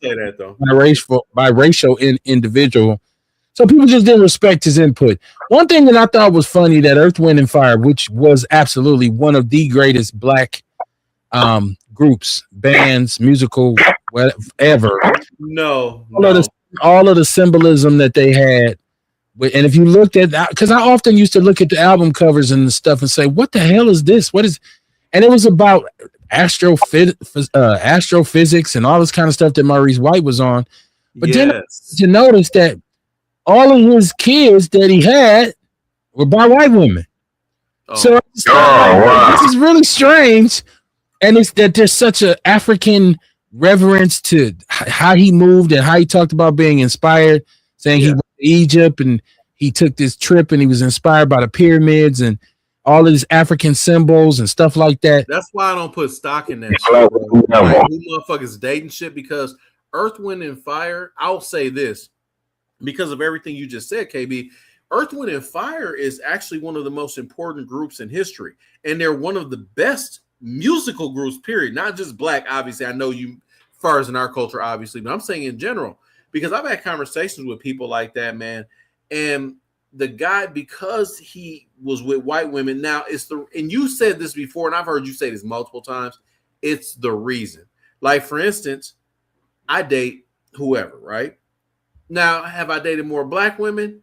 Of course. You know what I'm saying? When you're younger, that's who you in your community with. And as I've gotten older, it's kind of been half and half, right? But my point in bringing that up is he's no less black. And that's not what you're saying, but a lot of people do. They be like, oh, man, he had kids with white women, so he ain't. No, we got to stop because we love to play both sides of the fence. If this is this extreme expression of blackness, because their first hit, the biggest, this is something else I found out. Yeah. Their first major hit is a song called Mighty Mighty. Oh. And it's all about black people and the spirit of black people and how we need to keep our heads held up high because of our divinity and you talk about us being people of the sun and all of the greatest things about black people, and you should be proud and you should be happy. To me, for you to say that and that to be your message, and then you go out and have multiple children by multiple white women, it makes me side eye you like you ain't keeping it a buck. It defeats the purpose. It do. So it doesn't. That's a fair observation, though. I don't have the ability to take anybody's blackness from them, nor would I want to or try. No, of course not. But it does alter your message from me because I'm wondering how much do you actually believe that if you ain't got no sister, like you have a record of not having one, like you. Oh, I see what you're saying. You ain't never dated a black woman. Yeah, I don't understand that either. Like, cast that like specifically just go after one type. I ain't gonna lie to you. I think that's kind of weird. That is exposed to in terms of his business dealings and how. It's that same classic story about people got screwed over financially, credit-wise. But I thought the fact that nobody ever, and I never knew that he had this kind of womanizing thing about him because he had multiple women and like. Oh, I can see that though. He rich and they were all white. So I just said, okay, well, what's the deal here? Not that I care who anybody sleeps with, but it's just like why do you sell to us? Why you want to make your money off of us and you want to express to us how prominent we are, but you don't even deal with us. So, because one of the centers of the universe in terms of being a black man is the black woman, because that's where you come from. The black woman is the mother, so that's where you come from. So, if you want to sing a song to me about being people of the sun and how we need to keep our heads up and believe in ourselves, and then you say, by the way, me my wife Becky. I'm gonna say, yo, what the fuck? Like, was you just joking on the song? Thrown off by it. What the fuck? I just thought it was funny. I just thought it was strange about this. But it was some great, like I found out stuff like like everybody else, I always thought the song Reasons was a love song. Reasons is not a love song, right? Like Reasons is about a one-night stand. I never knew that until Philip Bailey talked about it and he said, yo, I apologize to people if you played this at your wedding or if you dating, you with your woman and you playing this song. The song was a song that he wrote about a one-night stand he had with a woman. That's what if you listen to the lyrics, it makes sense now. Hold on. I got one question for you though, KB, before you continue. What's that? What version is better? The album version, which is phenomenal, or the live 1971 version? And everybody's heard it. That was on the Time Life Music. Remember the double album or the double live before? Yeah, bro. I like the live version. I like the album version better. Do? Okay. I like the live version. I love it. They're both good. I mean, it's 8 minutes and 48 seconds. It's a long song, and it's a lot of instrumentation. I'll say this too before I even move on, and I'm gonna get to the chat room. I'm more of an Ohio player person than I am Wind and Fire. I absolutely love the Ohio players, and the players are phenomenal. And I think, to me, I enjoy their music more. I thought they were a better band. When I listen to something like, was it Sweet Sticky Thing, like something like that, just the music on. My nigga said sweet sneaky thing. Oh man, you never heard that shit? Like, come on, man. Who she cool? I don't listen to that. I don't know. Okay. Hold on. Before you go to the chat room, KB, really quick, how do you feel about Lakeside? I like Lakeside. I just don't like them as much as I like Cameo or Ohio Well, Players. no, of course not. They're not on the same level. I was just wondering. Yeah, okay. Ohio Players is something else, man. No, they up there. Ohio Players were up there, man. They had a really good run for like 11, 12 the years. Music, the instrumentation on. Yeah.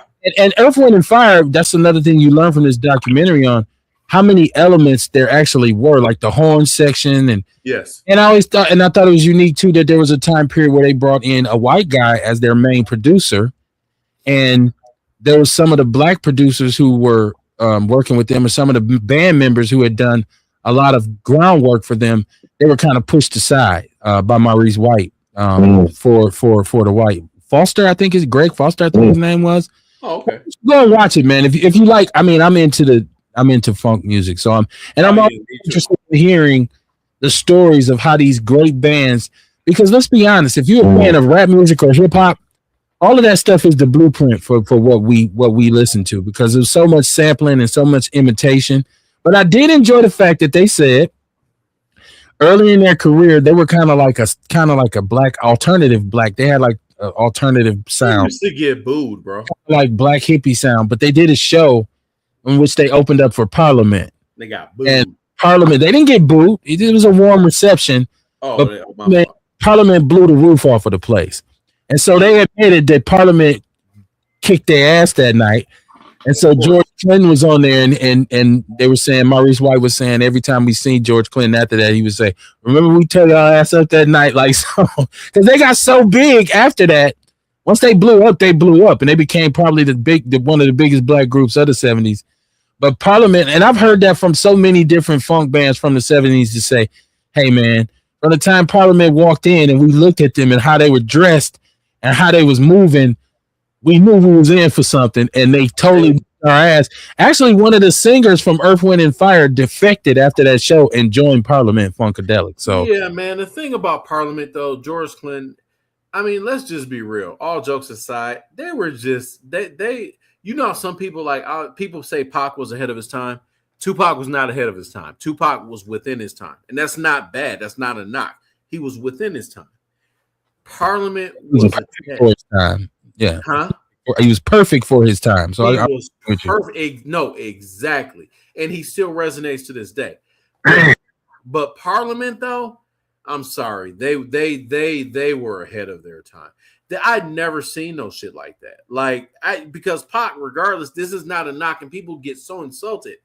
Pac was saying all the same shit that Public Enemy said, and all these other people. Pac is my favorite rapper, by the way, but Pac said it and made you feel him.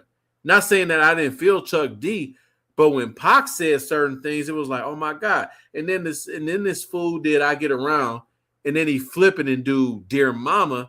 He could say what he said and make you laugh and make you cry at the same time within the same calendar year. Say Get Around, but then he does Keep Your Head Up. So it's like, yeah. I'm like, no, I'm talking about like then you go fast forward about a year or two. He doing Dear Mama and Keep Your Head Up. He was so versatile. That's why, in my opinion, I'm not saying he's the GOAT because I don't think there is a GOAT, but he's my GOAT.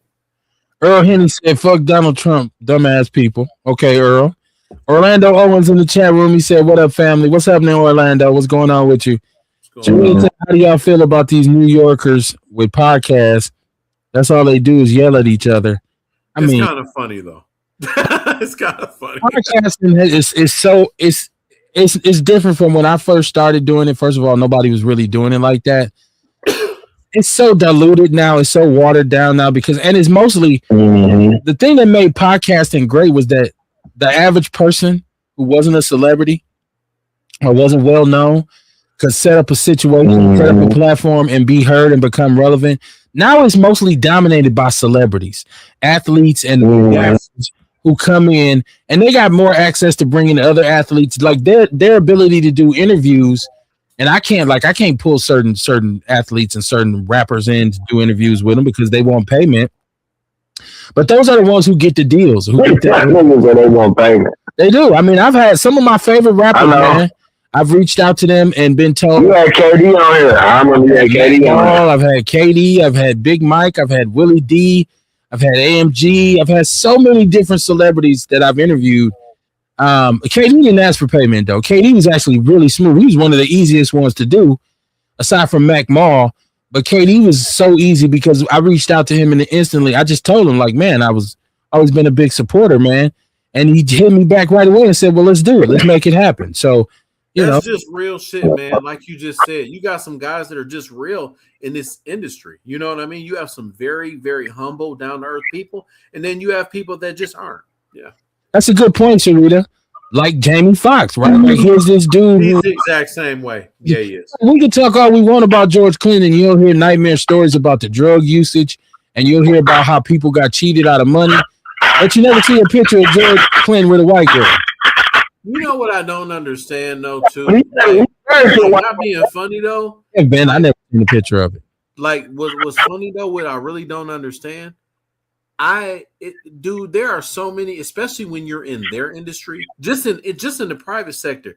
I mean, don't want anybody to take this the wrong way, but there are so many bad black women.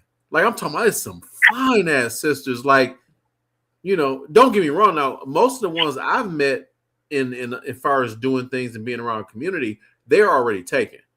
But I'm just saying though, like the one, like when you in their industry and then it's just a wider scope. Damn, it's some badass sisters, man. I don't understand why you would just specifically choose white women. That doesn't even make any sense. I mean, it's okay if you find a white woman you love or like, that's cool.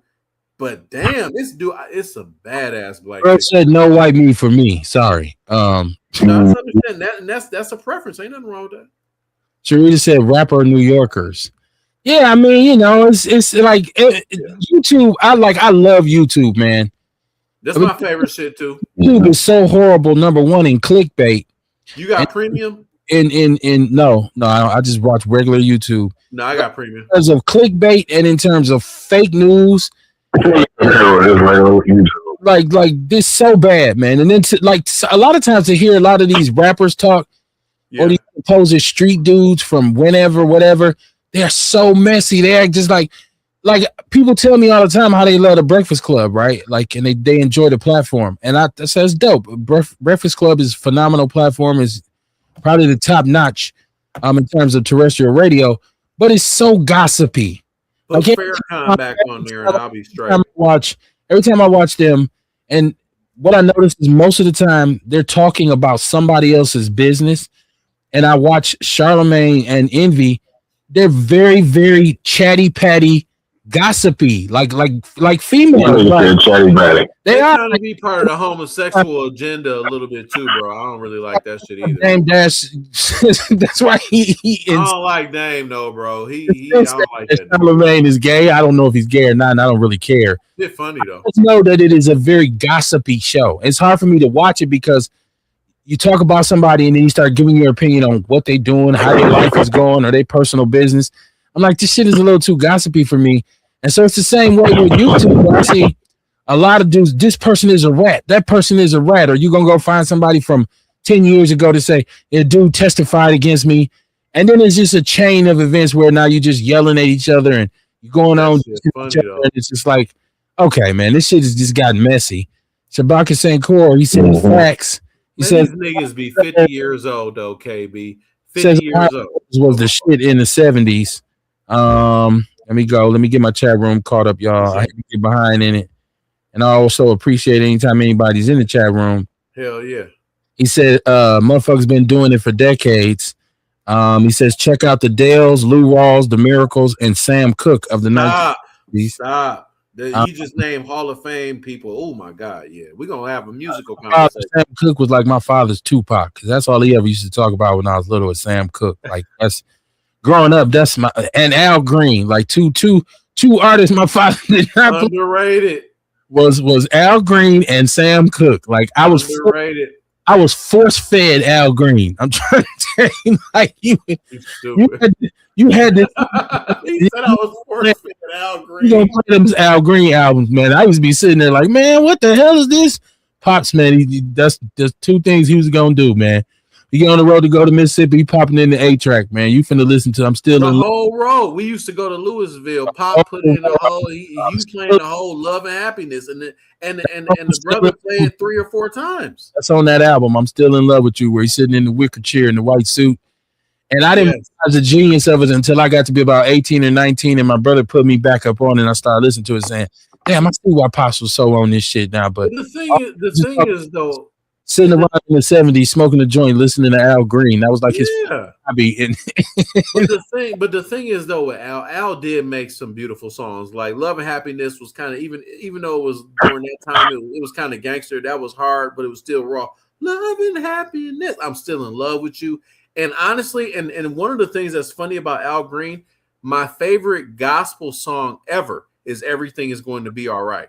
He's phenomenal, man. He's a very underrated talent and writer. He wrote all that stuff. In terms of his religious output, and I tell you this, I love him. If you want to see a great live performance, go on YouTube and look up Jesus Is Waiting, where he does it on Soul Train live.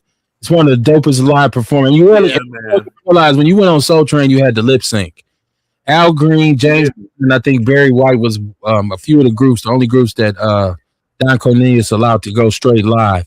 And he shut it down, man. But all of his Soul Train performances are classic, man. He's underrated though, KB. He really is. Al had a voice.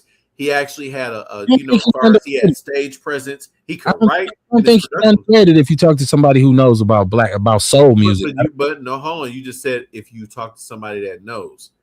People that don't know, that they would at least know who he is. With somebody, make sure they know something about it, or the conversation is not going to be a good conversation.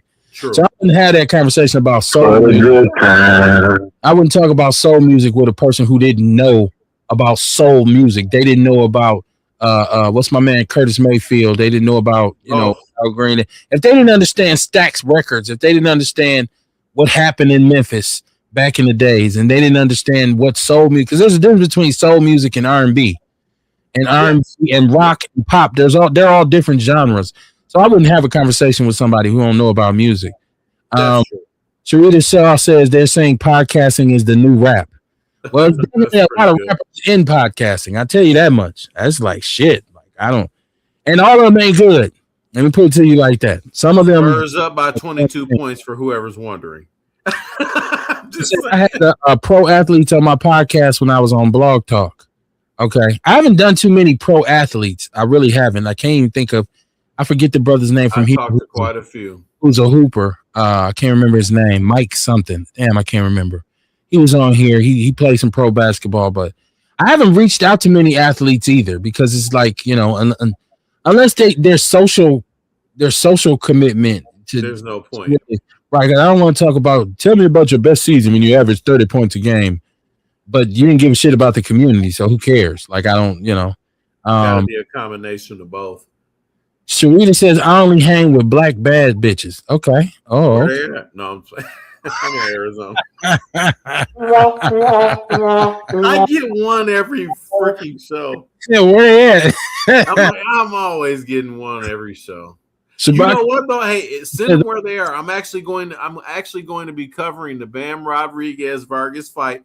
We will be there Saturday. I'll be in Phoenix. Friday night, we're gonna be at the W and a few other places, and we're gonna be with a couple of fighters. It's gonna be fun. It says I hate to say the majority of black women are bed wenches in this day and age. Oh God. Really? Agree. The majority of them are bed wenches? Really? Are they? Oh, okay. No, well, hold on. Statistically, I'm sorry, I'm just going to go by what I see. Statistically, including my sister and my cousins and the 40 black women that I know on a regular basis, cousins, nieces, nephews, all of them are married to black men. All of them. Yeah. I don't know that. I don't know about that statement. I would love for him to expand on why most black women marry black men. Let me go. Statistically, the Spurs are killing New York 81-59 in the third quarter. I'm watching it right now. It's 81-62 now. And then Sharita says, "Nigga, you pay for no commercials on YouTube." I don't because I don't have premium. I do. No, she's talking about me because I asked you and I was implying that I had it, which I do. No, the price went up. I'm getting rid of it. Ewok says white women who look good only look good for 5 years tops. Okay. Okay. They do though. So I be looking at them white women. I be like, where's these pretty ass white women that we see on TV? Like these hoes be looking shot. Hey, I'll send you some private pictures. I got a couple I've been around that they bad.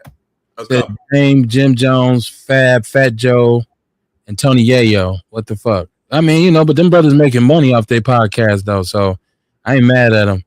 She says she loves Sam Cooke. And then she said, Sharita Shaw said, wrong circle, sir. Okay. Listen, I want to say this too, because like I said, this is a racially charged time. If you have a white woman, because I got some friends people who I would consider friends who have white women, right? Like I'm not wasting my time browbeating them on why they should have a black woman, because I don't got to sleep with her. So, and I don't have to live with her. So that's on that individual.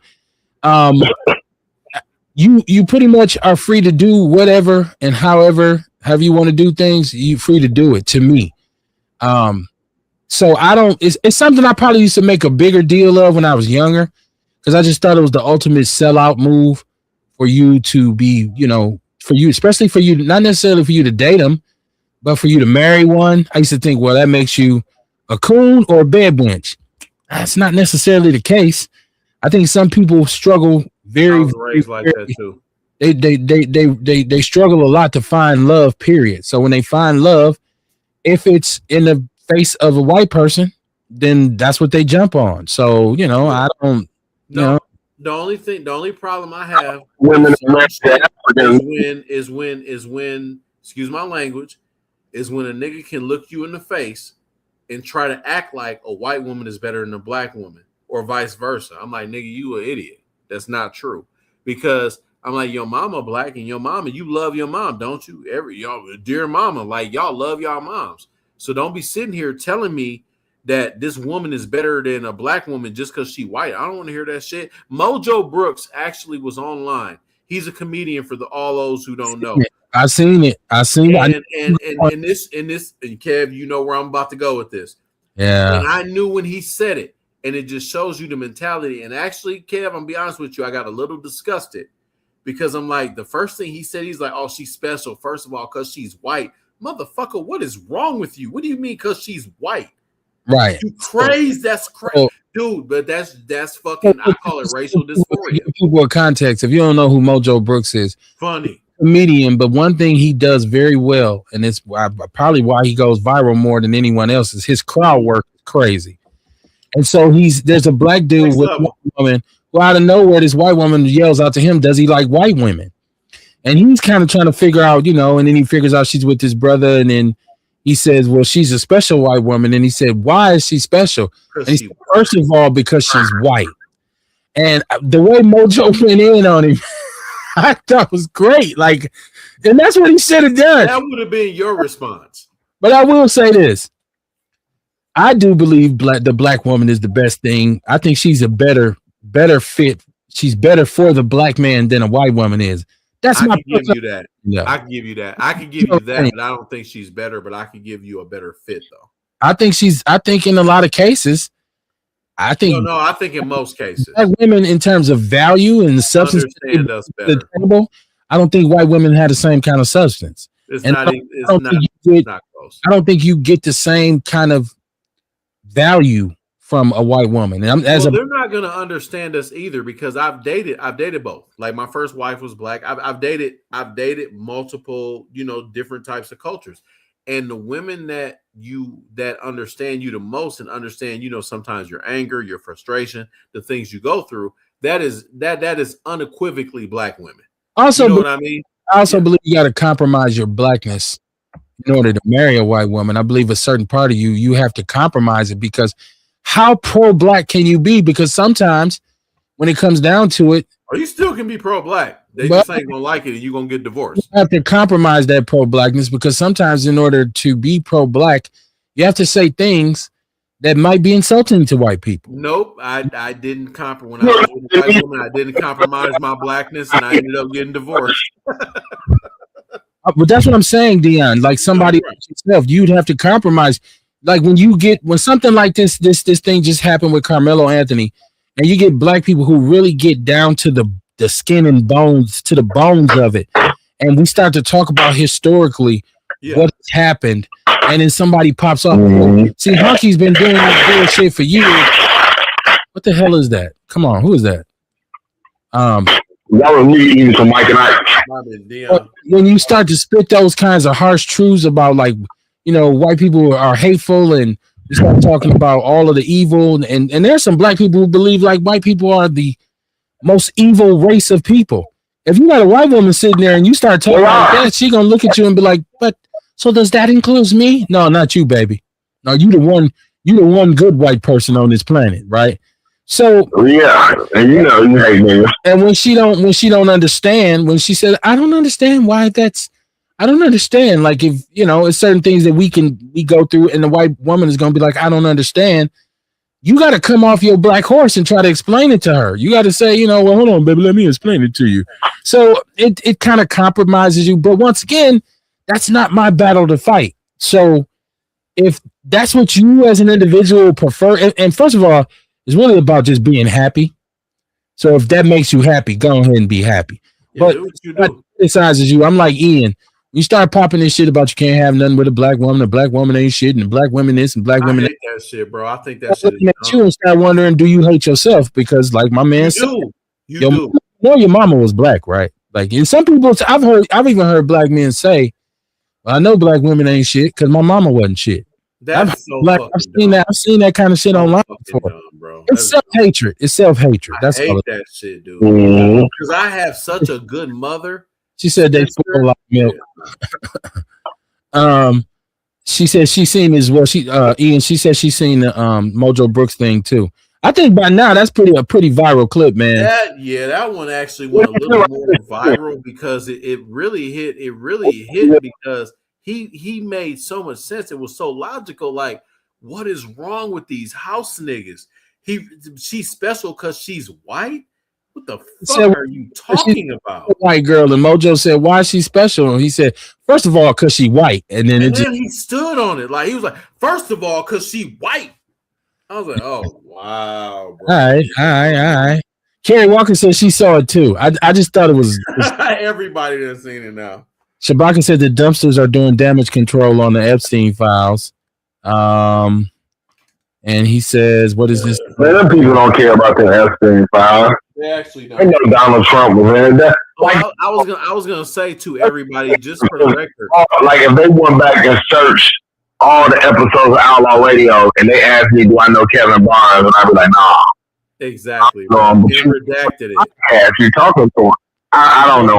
I don't know. Well, we got when you sent some text messages and this. I don't know him. You know what I'm saying? Like, come on, man. If they go on YouTube and look, they'll see where we was actually at the Phoenix. We did a show together. You was. Yeah, you know what I'm saying? Hold on. Y'all. Just with Epstein. You know, like I'm like, you don't care, man. This administration shit is draining. So it's just, you know, fuck them. You know what I'm saying? I was gonna say, I don't know if my boy Jay Davis, everybody, I bring him up every week. Jay Davis, he is the founder of Creative Hustle on Tubi. Check it out. They finished their second season, and I be writing skits. I'm actually gonna write one about the Epstein shit, bro, because it's funny because of everything that we're talking about right now. I'm actually writing one about like just whatever. I'm partly done with the one, and everybody that has supported the skits and everything, thank you. And two, I wrote one if Trump was black. I'm gonna tag you in the KB where how he be pushing the Bibles and selling the tennis shoes and shit. Yeah, because I think what people are not understanding is that you got to make fun of this and laugh at it. You know what I'm saying? And then focus on your life to do the best things within your life. Because, dude, you're not going to change nobody's mind with these punk-ass politics. You're not going to make nobody believe different. So you need to kind of focus on your own community and focus on your family first and foremost. Focus on God, and you'll be straight. Because really getting frustrated about the shit that has been going on for years, this dude is just the most transparent. They've been doing this dumb shit to us for years, man. Fuck politics. I'm glad KB like, man, we're gonna go in a different direction with this shit. I love it. Kerry Walker says, I don't mind seeing a black man with other races as long as he knows who he is. She said, there's so many black men that don't even want to speak to a black woman. That's and they sad. walk up with a white woman. That lets me know. You can't speak to no black woman. They always got to looking. attitude. She said that lets me know she has a problem with us, and he does too. I remember one time when I was in North Dakota, me and my teammates, we was just partying, man, and we was at an apartment that was owned by some white women. And so, at the time, Yo MTV Raps was like the big shit. It was like a Friday night, and Yo MTV Raps was on. Rap City was good too.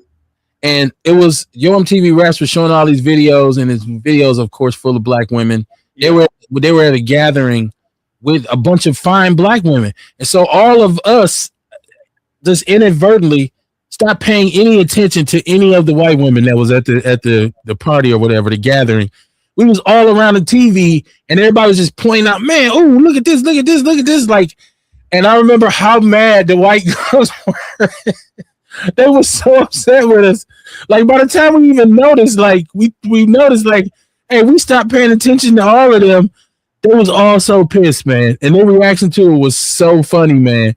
I just remember just only one white girl was bold enough to say something like you guys are just you guys are just looking at their bodies. And everybody was like, what the fuck is you talking about? We just looking at their bodies. Looking at them because they all fine. Like, they're all black women. We up here in North Dakota, we ain't seen no sisters.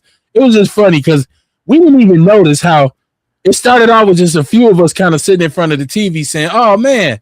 And this is during the time when videos was really the shit. And so we was watching videos. Then all of a sudden it's 8, 9, 10. And then it was all of us. You look around, all of the brothers sitting around the TV looking. And I just remember looking around the room, and all of the white women was kind of sitting together with these like sourpuss looks on their face. The shit was funny, man. Sharita Shaw said, I heard Drewski doing $100K for features on skits. Get your money and take Hollywood out the game. Yeah, Drewski getting money. The skits some of the stuff he does is funny. I like the way he pushes boundaries. But I don't know. There's one about the old heads or something like that. I didn't really pay attention to that one, but he getting money. Kerry Walker said it's so funny that these motherfuckers doing blackface trying to mock us, but the motherfuckers look better as black people.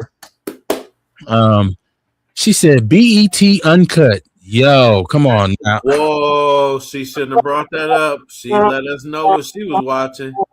Uh-oh. We was on the same page. And the whole damn. Where your bad chicks at? Uh-oh. Ewok said, I feel like a black man would have to coon out to be with a white woman or to have too damn much to explain. I wouldn't even put myself in that situation. No, I fuck with a white chick. It just depends on the situation. Like me personally, I done met a lot of badass black women, and I've ran across quite a few at the gym. Dude, a lot of the positive, beautiful, awesome black women be taken because they awesome.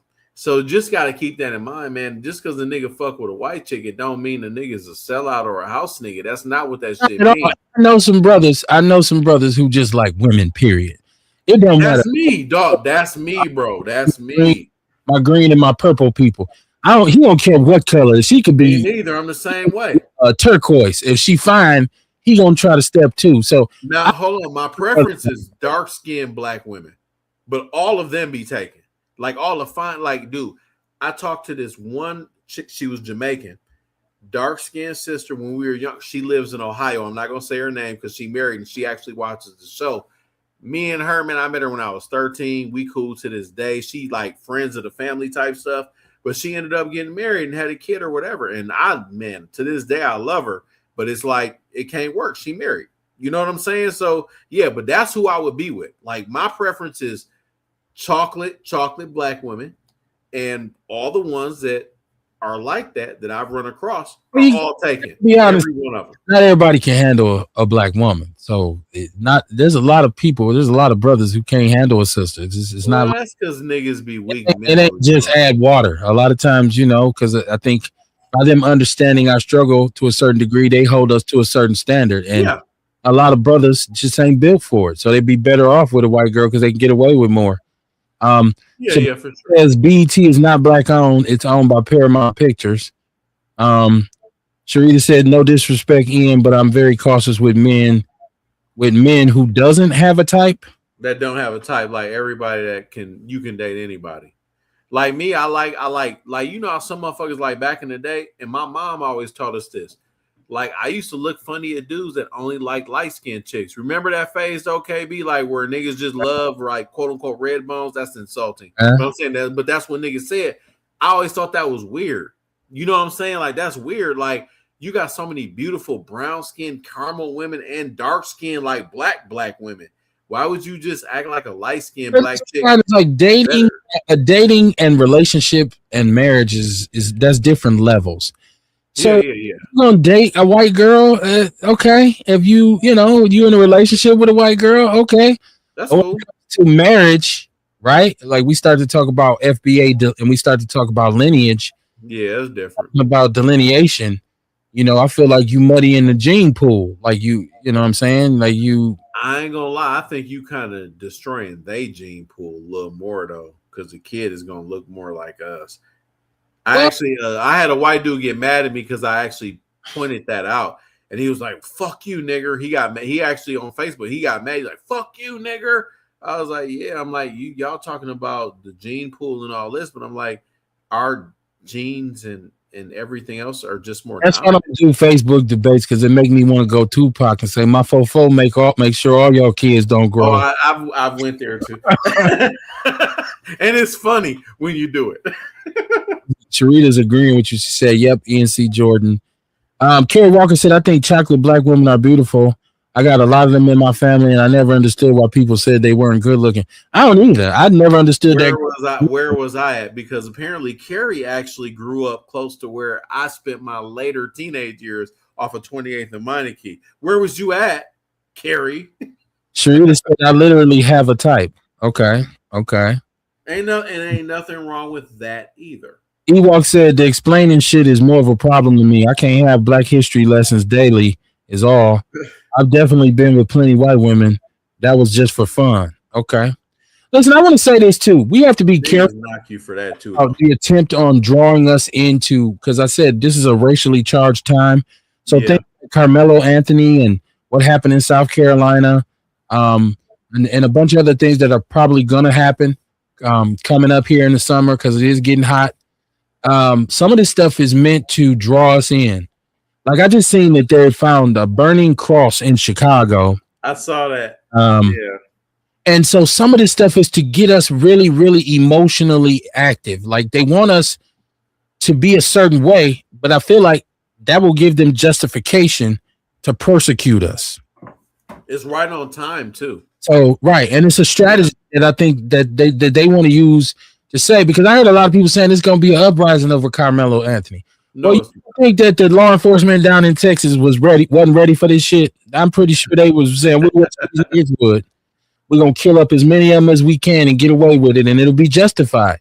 So we got to be careful. We got to pick and choose our battles. That's why I say if we focus more on empowering ourselves and focus on trying to change this circle into a straight line as opposed to the reverse. It's just a circle right now that we go in. We need to make it into a straight line. If we focus more on that, right, hammering out the curves, I think we'll be better off. When we get together and we start to talk and converse, if we start to converse about positivity and empowerment as opposed to divisiveness and confusion and chaos, I think we'll be better off. That's why I try to give everybody a equal opportunity to express themselves here on this platform. It doesn't always work that way, and because I'm not able to make everybody happy. So there may be a black Republican or a black conservative who feels like, yo, you lean more, like Orlando said, I'm Democrat leaning. Like he might feel like, well, you lean more to that side, so you give more credence to that side. even though I will allow somebody from the other side to come on and say how they feel, and I try to do my best to make sure everybody's heard. I can't please everybody, but I think it's important that we need to pick and choose our battles. Our focus on what's going on in this country needs to start with us within our community. We need to be worried about our community. We need to be concerned about our community because we trend in the wrong directions when it comes to the wrong shit. So yeah, it's okay to be upset about what happened with Carmelo or what happened in South Carolina. But we should be more concerned about what's going on in our local community, in our local neighborhoods. We should be more concerned about the laws that are put in place or the legislation that's put in place that affects our daily quality of life. I'm really upset right now in Milwaukee because you want to take something like Midtown and put a what do they call it? What is it they're trying to put in Midtown? The data center or whatever. There's no retail development plan so that we can shop amongst ourselves. We got to still depend on the suburbs to go and spend our money with them, right? Like, I'm upset with our mayor because I still don't see an economic development plan for us. I still don't see an anti-poverty initiative. Now, I get you on what you're trying to do. The city is selling properties, making home ownership easier to obtain because we're selling properties that we own and we're renovating. Yeah, that's cool.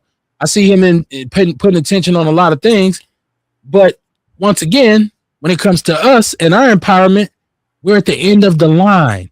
Those are the things that we need to be concerned about. Okay. So but that's why I don't get caught up in this partisan politic bullshit, because I feel like we as black people got bigger fish to fry.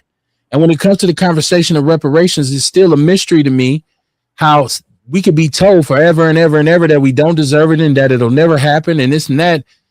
But then you can sit and watch him make it available for January 6th rioters or Jewish people who lost something during the Holocaust, or even Asian people for being in internment camps who turn around and take a shit on us, even though they depend on our dollar in our community.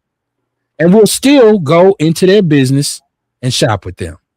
So yeah, it's really time for us to get together, man. And that's why delineation is a great thing. That's why we need to be paying attention to what our lineage is. It's important for us to define who we are. And it's for us to start saying, this is what we want. We have to have a list of demands. And if those demands aren't met, then we need to take action. And I'm not talking about burning shit up. I'm talking about shutting shit down. I'm talking about not buying shit.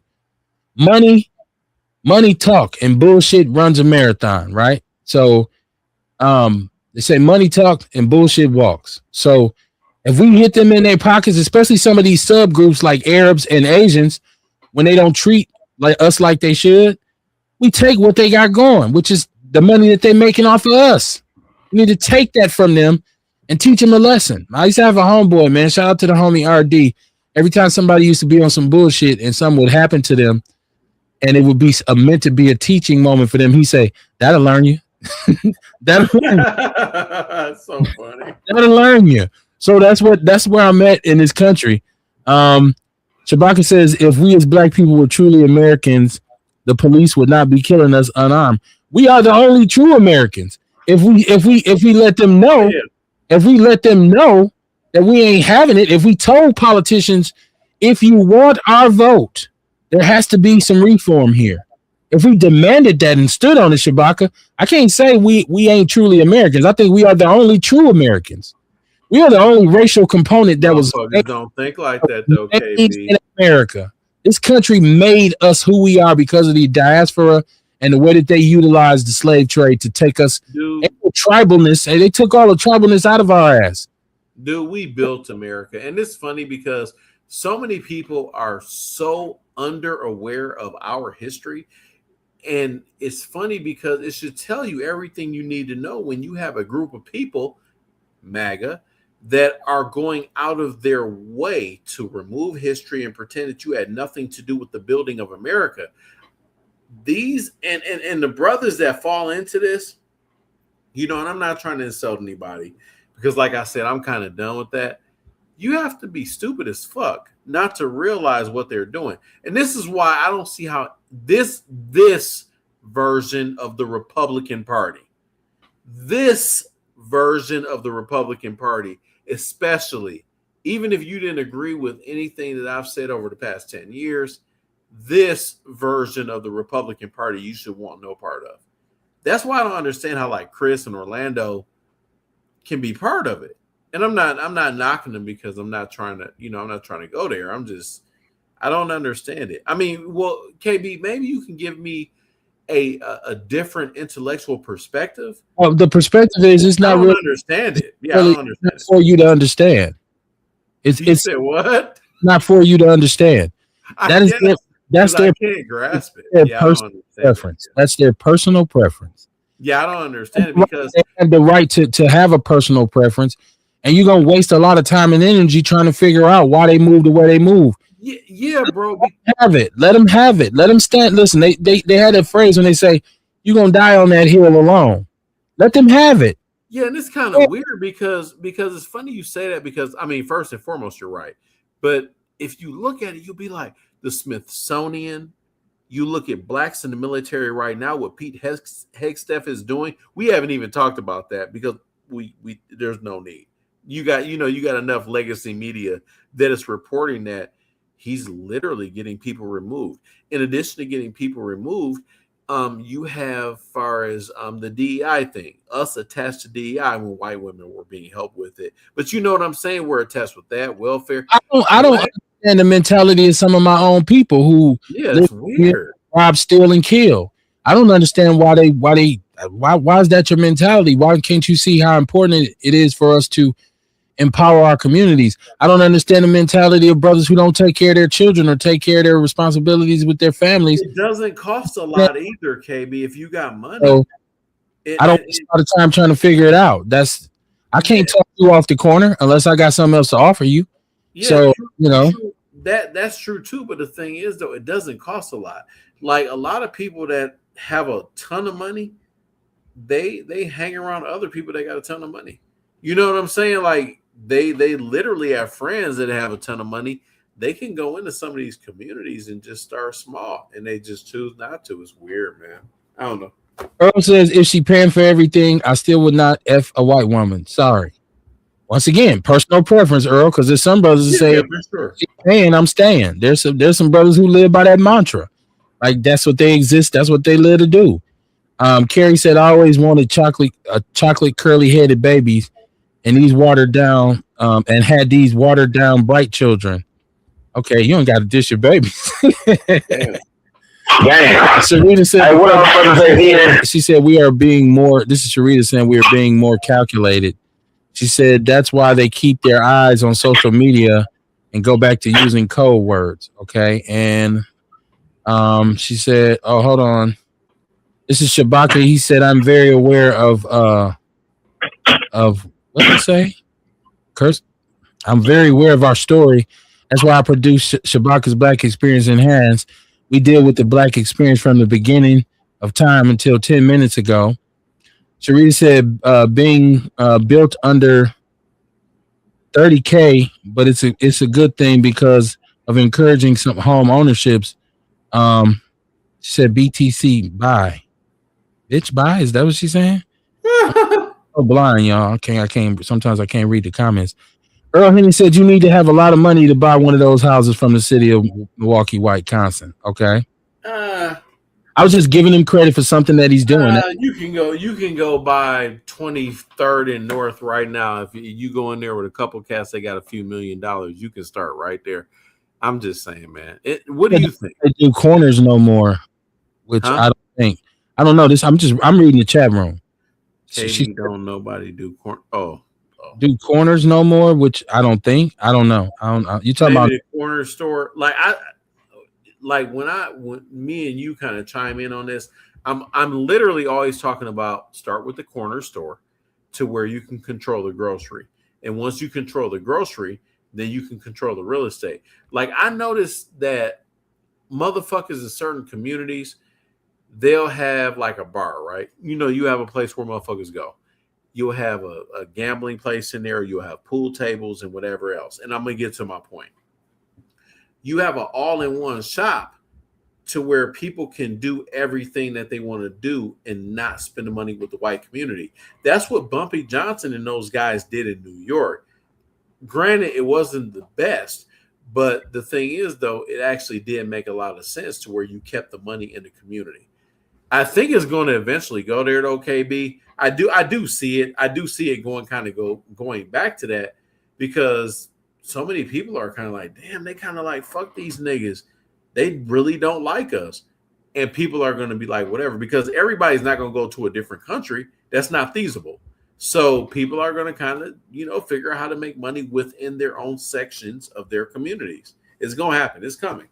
My opinion. Dope selling and hanging out. And she said, you know what she's talking about. So I guess y'all on the same wavelength. I don't know. Oh, yeah.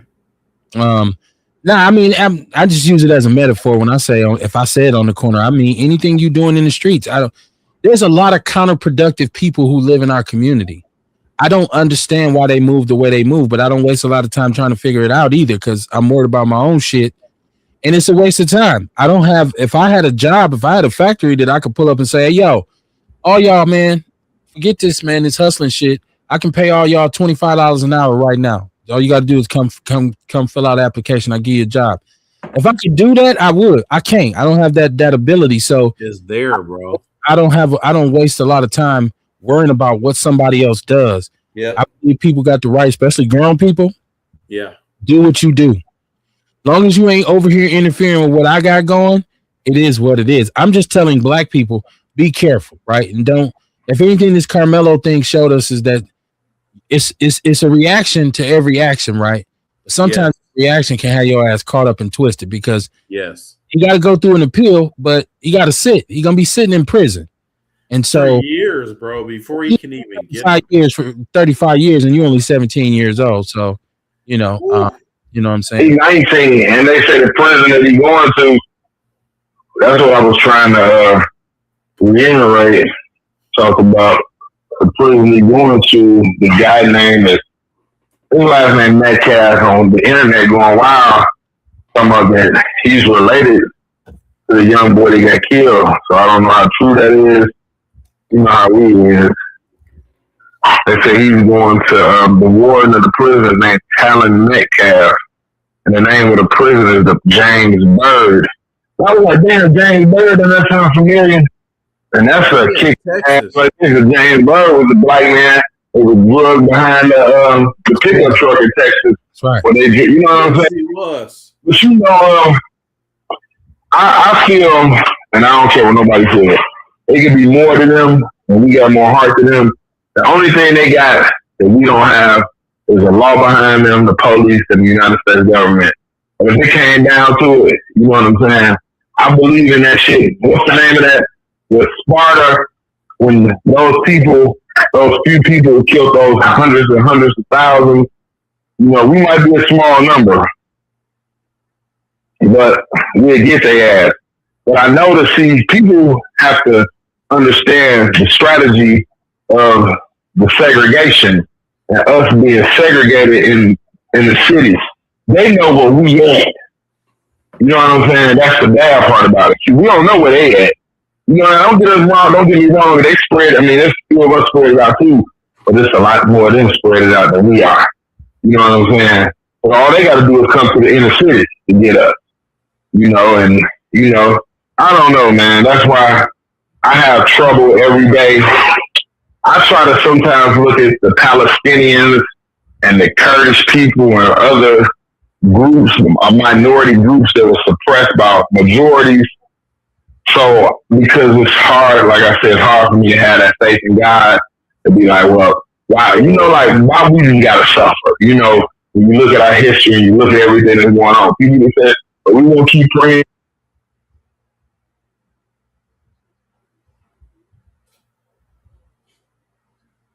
Take, like a lot of people said, like the one lady was saying, shit, they not the ones who are stupid. We are for keep trying to assimilate to them, keep trying to be like, well, if we just work harder, maybe if we just stop, maybe if we just be better fathers, maybe if we actually try to pull ourselves up by the bootstraps, like, Ian be talking about buying businesses and doing stuff like that, you know what I'm saying? But regardless of whatever, like they say, you still gonna be a nigga. They don't give a fuck. You know what I'm saying? You might be an exceptional nigga, but you still a nigga. You feel me? OJ just was a nigga that running with the football. You know, what's that one nigga name? Tim Scott, he a nigga. Brian Donaldson, a nigga. Clarence Thompson, a nigga. They probably laughing them harder than anybody else, because these are your people. You black, my guy, you Geechee Gullah. You know, you black, and you doing everything in your power to harm people that look like you. Okay, you know, they don't look at him like he ain't shit. I got Ewok on the line. Last call of the night before I close it out. Ewok, what's on your mind, man? I just wanted to say, man, so people got to understand who they talk to sometimes, and sometimes the language. A lot of reasons that women are so mad because they got, especially black women, they got fed a lie. You know what I'm saying? The nigga lied on purpose too. He did it on purpose. He might have needed someplace legs, space. He got the winter time and he was homeless and shit. You know what I'm saying? A pimp got a smooth game. He already got a motherfucking place to stay. So we got to be careful with who we call intelligent or not. You know what I'm saying? Sometimes that word can get mixed up with manipulation. And when you put people on credit for being intelligent, like Orlando, he's a manipulator. You know what I'm saying? He wants to manipulate and control the conversation. Even though you asked that man 10 times, hey man, how about stick to the motherfucking subject, what I'm talking about?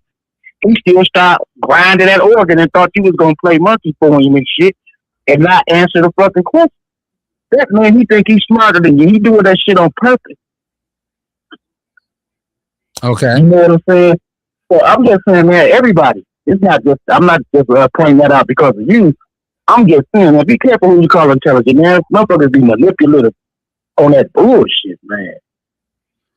I don't, once again, that the attempt at what he was trying to do or what he did, like, it really don't, it is what it is, right? Like, because it's up to me whether or not I let it affect me. So, Yep. you know, I feel like if I ask you a question and you don't answer it, I'm gonna point it out.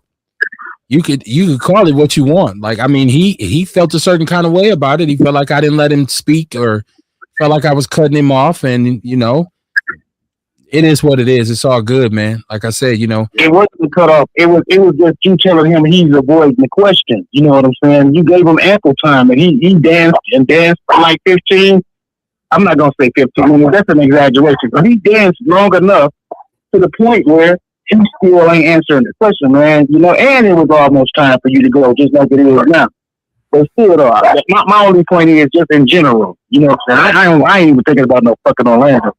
Yeah, he's on the show right now. As far as he's watching. So I don't know, man. He rocked with the show. He just felt like I cut him off. He felt like he didn't get enough time to make his point. But like I told him, first of all, it was the end of the show. Second of all, I asked you a question. I'll ask you a direct question. You start off with some. It's like if I ask you, hey, man, do you like the color purple? And you say, well, first of all, let me tell you about the color green. I didn't ask you about the color green. Well, so, yeah, that's fair though, KB. Color green. Maybe I was gonna say, but maybe, you know, Mr. Burns, next week, let him start the show off. Let him talk for 5 You ain't helping me right now. My advice to anybody who feels like that is get your own goddamn show and do it. Let them talk for 5 or 6 minutes. And let somebody else start the show off so they can feel like I'm allowing them to be heard. Everybody else calls into this show and gives their perspective, and they're able to say what they want to say, whether I agree with them or not. I don't have to say, I'm going to let you start my show off next week so you'll feel more comfortable. I'm not into pacification. You know what's funny? Like, everybody watching, they need no breath for that, because that shit ain't going to happen. No, it's funny because everybody watching, just so you know, I can't, no matter what I do, get one over on Mr. Burns. I literally was trying to set up a fucking firestorm, and he just won't allow it. And then he hit me. He hit me with a sound effect too, which was well deserved. But yeah, ain't no sound. That never gonna work to start with. No, yeah, it's so funny. No, because he knows we've been around each other long enough. He knows I'm doing that on purpose. When I got doing that for a reason. I got to the point where I kept talking about my opinions and I kept voicing my opinions, and I feel like I need to have somewhere where I can, say how I feel. Guess what I did? I started a show. So my advice would be to anybody else do the same shit. Strongly, do the same shit. Gonna cost you, but if you just want to get it off your chest, you can get it off your chest. So it is what it is. You let a motherfucker like that. You let a motherfucker like that keep on rattling and going off script and shit, doing what they want to. Next thing you know, they think they can do the Jedi mind trick on you and shit. Well, they might be disappointed to find out that they can't. Not even just that though. It kind of sullies the show when you let people just say bullshit to kind of keep it real. I was being facetious before, obviously, but when you just let people say anything, it does sully the show. And by the way, everybody, it's 99-92 with 5 minutes and 16 seconds left to go in the game. Dude, the Knicks came back. Spurs are only up by 7 right now, just for the record. Says, hey, Kev, can I be a guest on your show one day? Hey, we just hit me up, Shabaka. We'll talk about it, see what you want to do. Shabaka. Orlando says this bottom. I don't know what that means, Orlando, this bottom. Orlando just called. She said, Sharita said, motherfucker can't be the trigger than the program. Can't be bigger than the program. She said a motherfucker can't be bigger than the program. No, not at all. Orlando, I don't know why your call. I was just about to bring. I was gonna say, guys, I was joking for the record. And it's funny. That's why Kevin said I was actually being facetious. But yeah, like you can't. You have to have some level of integrity. Not saying that Orlando's not integrable, but as far as right now, with the way things are from a factual standpoint, Trump, regardless of if you like him or not, he's not doing a good job. There's more than enough conservative platforms out here that he could talk on. That way you can go and be a part of it. Like they dominate the airwaves. So and be on the media was the fact that right-wing radio was just so dogged on black people, and it was just allowed to go on. When back in the black people, KB. What's my man named? Guy, they main ringleader, Rush Limbaugh, and we had Belling, all those dudes on here. They used to clown us, and so it's part of the reason I said, you know what, I need to go in here and talk my shit. So, hold on, are you talking about after when he said Donovan McNabb didn't have the intellectual capacity to be a quarterback? Like when Jimmy the Greek said that black people had smaller brains. What hasn't been said by right-wing radio about black people? Weird shit, bro. That shit is weird, though, KB. Ain't it just weird? It's just weird. It is what it is.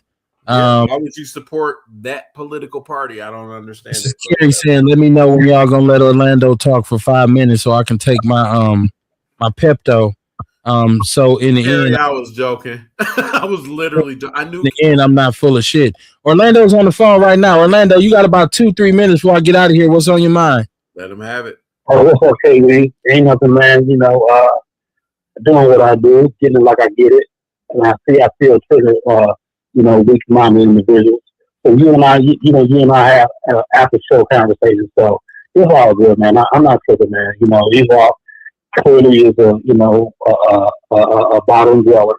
He has a thing with anybody who is different than he does. Why is he a bottom dweller though, Orlando? He's not really a bottom dweller. And let me finish my point. And I'll make my submission. I get it. You asked me a question, and I want to build a conversation piece on like what I'm trying to get my thought across, and based on like you said, it wasn't in the time frame. So I ain't mad, man. You and I, you know me, we're gonna be always where we're gonna be. So good. So I ain't sure he can kick rocks and suck a dick. So whatever. I ain't tripping. Yeah, and that's what I was gonna ask. Like, from Orlando's perspective, in his defense, him and Ewok go back and forth, right? So I understand that, but I mean, does he have any validity to what he's saying, Orlando? Is kind of my point. Like, I don't know, man. Can you see why Ewok gets so frustrated? I'm gonna direct my conversation with Kev with all due respect. So Kev, I don't, again, I ain't tripping. He is where he is. He's gonna be what he's gonna be. The dude is a juvenile thinker. He gonna stay remedial of how he is. So it's cool. So you and I, we've had our discussion. So Me and you, Big Kev, I'm rocking Outlaws always. I understand that I believe that I have to build my point. So to make a broader point, sometimes you want to know yes or no, and then come back with the bill after the yes or no. So, I'm cool with that, Kev. I like. It's all good, man. I want to shout out everybody who supports us, man. Absolutely. Share the show, hit the Cash App so I can get a better phone, so I can hold more. Y'all calls getting pushed off. Everything start with that dollar bill. I want to say, look, one thing about it, and I believe this, and not everybody does. At some point in this whole situation, got to bring God back into it. I know it's a lot of people who don't believe in nothing. So my prayers go up for the family of Carmelo Anthony. My prayers go up for him because he's about to go through some. If he got to go sit in that penitentiary, that's glad nonsense, man. So my prayers go up for him and anybody else that's lost somebody. We still got murder, mayhem, and chaos and confusion in the city of Milwaukee that's not being addressed. We still got a whole bunch of deficits in this city that need to be addressed, or things are not going to get better. So prayer is one of the main tools that you got right now to ask for some help with things. So appreciate y'all, man. Y'all share the show, man. And once again, we'll be back Monday, man, to do what we do and discuss everything that is relevant and pertinent to the foundation of Black American movement, man. Thanks for calling in, everybody. Y'all stay cool, man. I will see y'all on Monday, man. Outlaws.